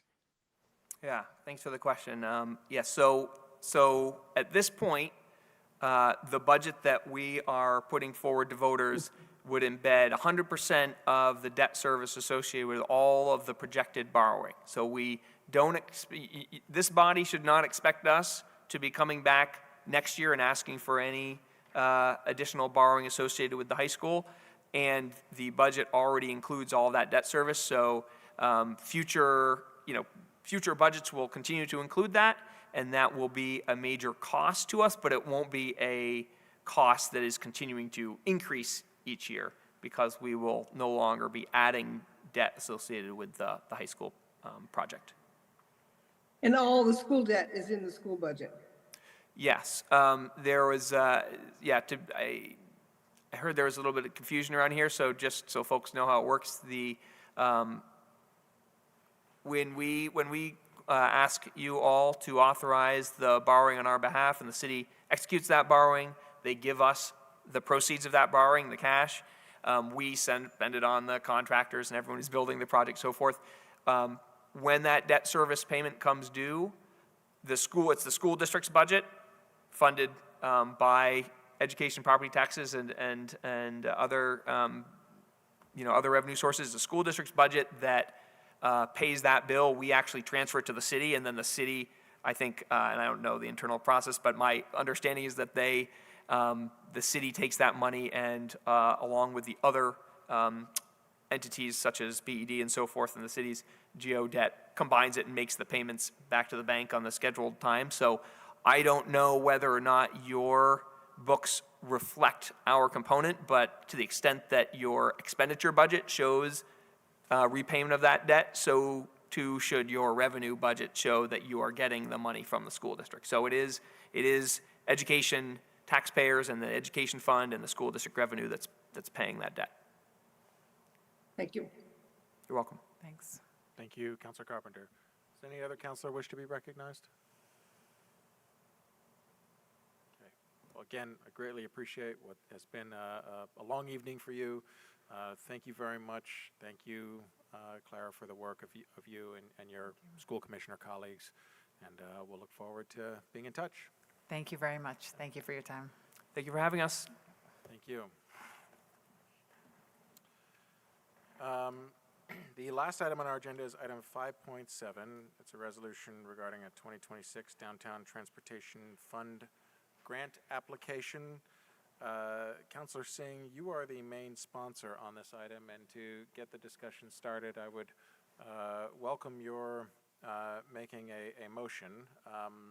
This was removed from the consent agenda at the request of Councilor Broderick and Councilor Bergman, so whether you want the floor back or not is up to you. I suppose I would ask either Councilor Broderick or Councilor Bergman if they would like the floor after that. I will note that we're joined by Nicole Loesch. Nicole, I've seen you on the whole meeting, so thank you very much for being here.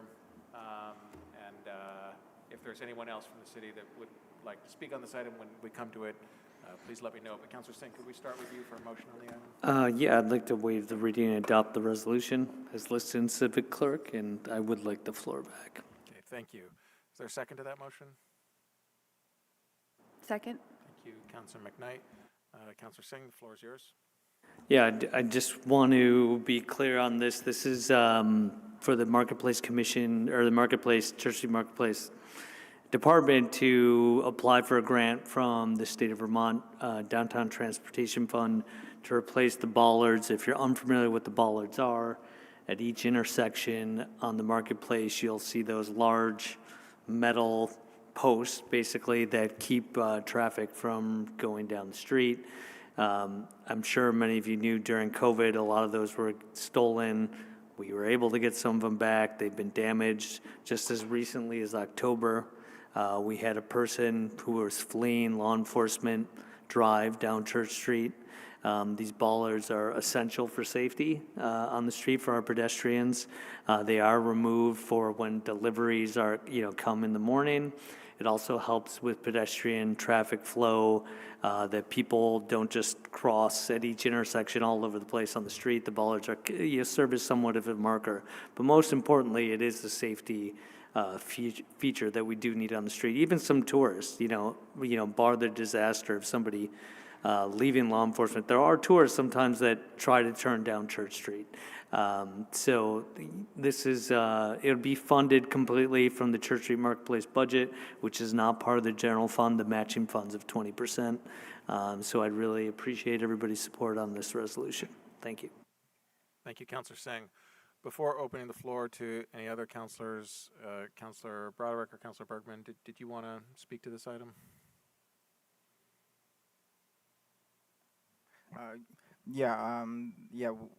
Councilor Bergman and I asked to pull this onto deliberative, not out of opposition, simply information that you provided, Counselor Singh. So thank you. Thank you, Counselor Broderick. Is there any other counselor that wishes to speak to this item? Counselor Grant? Just once again, just appreciate the courtesy of any resolution making the rounds to all counselors as early as possible. It'd be greatly appreciated. Thank you. Thank you, Counselor Grant. Is there any other counselor that wishes to speak to this item? Counselor Litwin? I actually just wanted a clarification because I'm getting educated on the bollards by Counselor Singh over here in ways I didn't realize.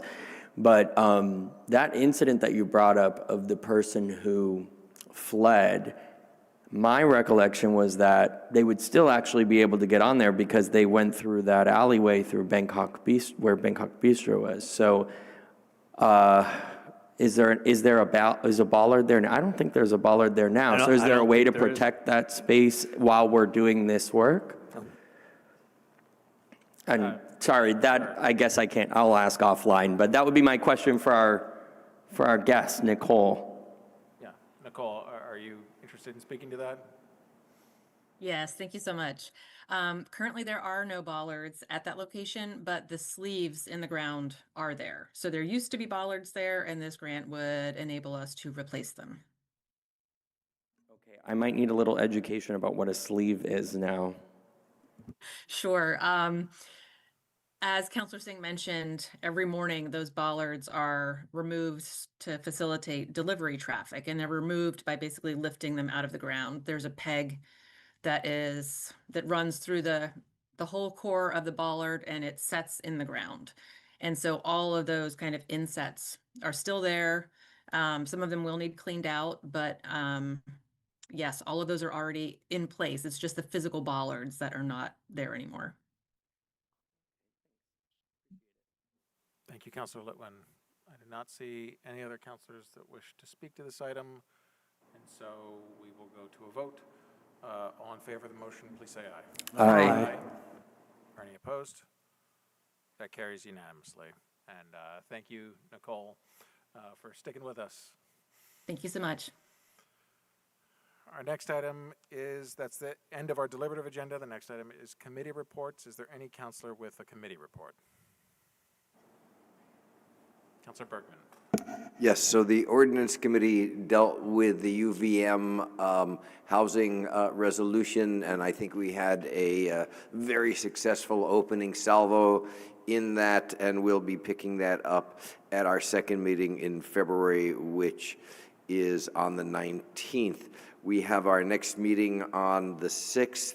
That's a Friday at 2 o'clock. And we'll be dealing with the inclusionary zoning issue that was raised by CHT's director, Michael Monti, at our last meeting, as well as the parking and gas station financial or disclosure items. And we'll see if we can move those, all those three further along than where they are now. Thank you. Thank you, Counselor Bergman. Is there any other counselor with a committee report? Counselor Grant. Thank you. The REIB committee will be meeting tomorrow at 5:30. For those who would like to attend in person, it will be at the One Community Center, 20 Allen Street in Burlington, and that will be on the 3rd floor at AALV. This is a change in the normal meeting because of the holiday on Monday and having to move the council meeting. And then we ended up with 5 Thursdays in this month. So our Public Safety Committee, we are moving that to next Thursday, the 29th. Thank you. Thank you, Counselor Grant. Any other committee reports? Okay. We'll move then to item 7, which is City Council General City Affairs. Is there any counselor who wishes to speak to General City Affairs? Okay. That then takes us to item 8, which is City Council President, Council Updates. I could have noted this before with general city affairs, which includes our climate, public health, and safety emergency updates. But I do just want to note that we received communication from Chief Burke in recent weeks that today, January 20th, was the last day of work for Assistant Director of CAPE, Lacey Ann Smith. And I just wanted to take an opportunity to thank Lacey for her service to the city and to offer her hearty congratulations on her next chapter. I've really admired Lacey's work and, of course, the work of the whole CAPE team in working on seemingly impossible tasks.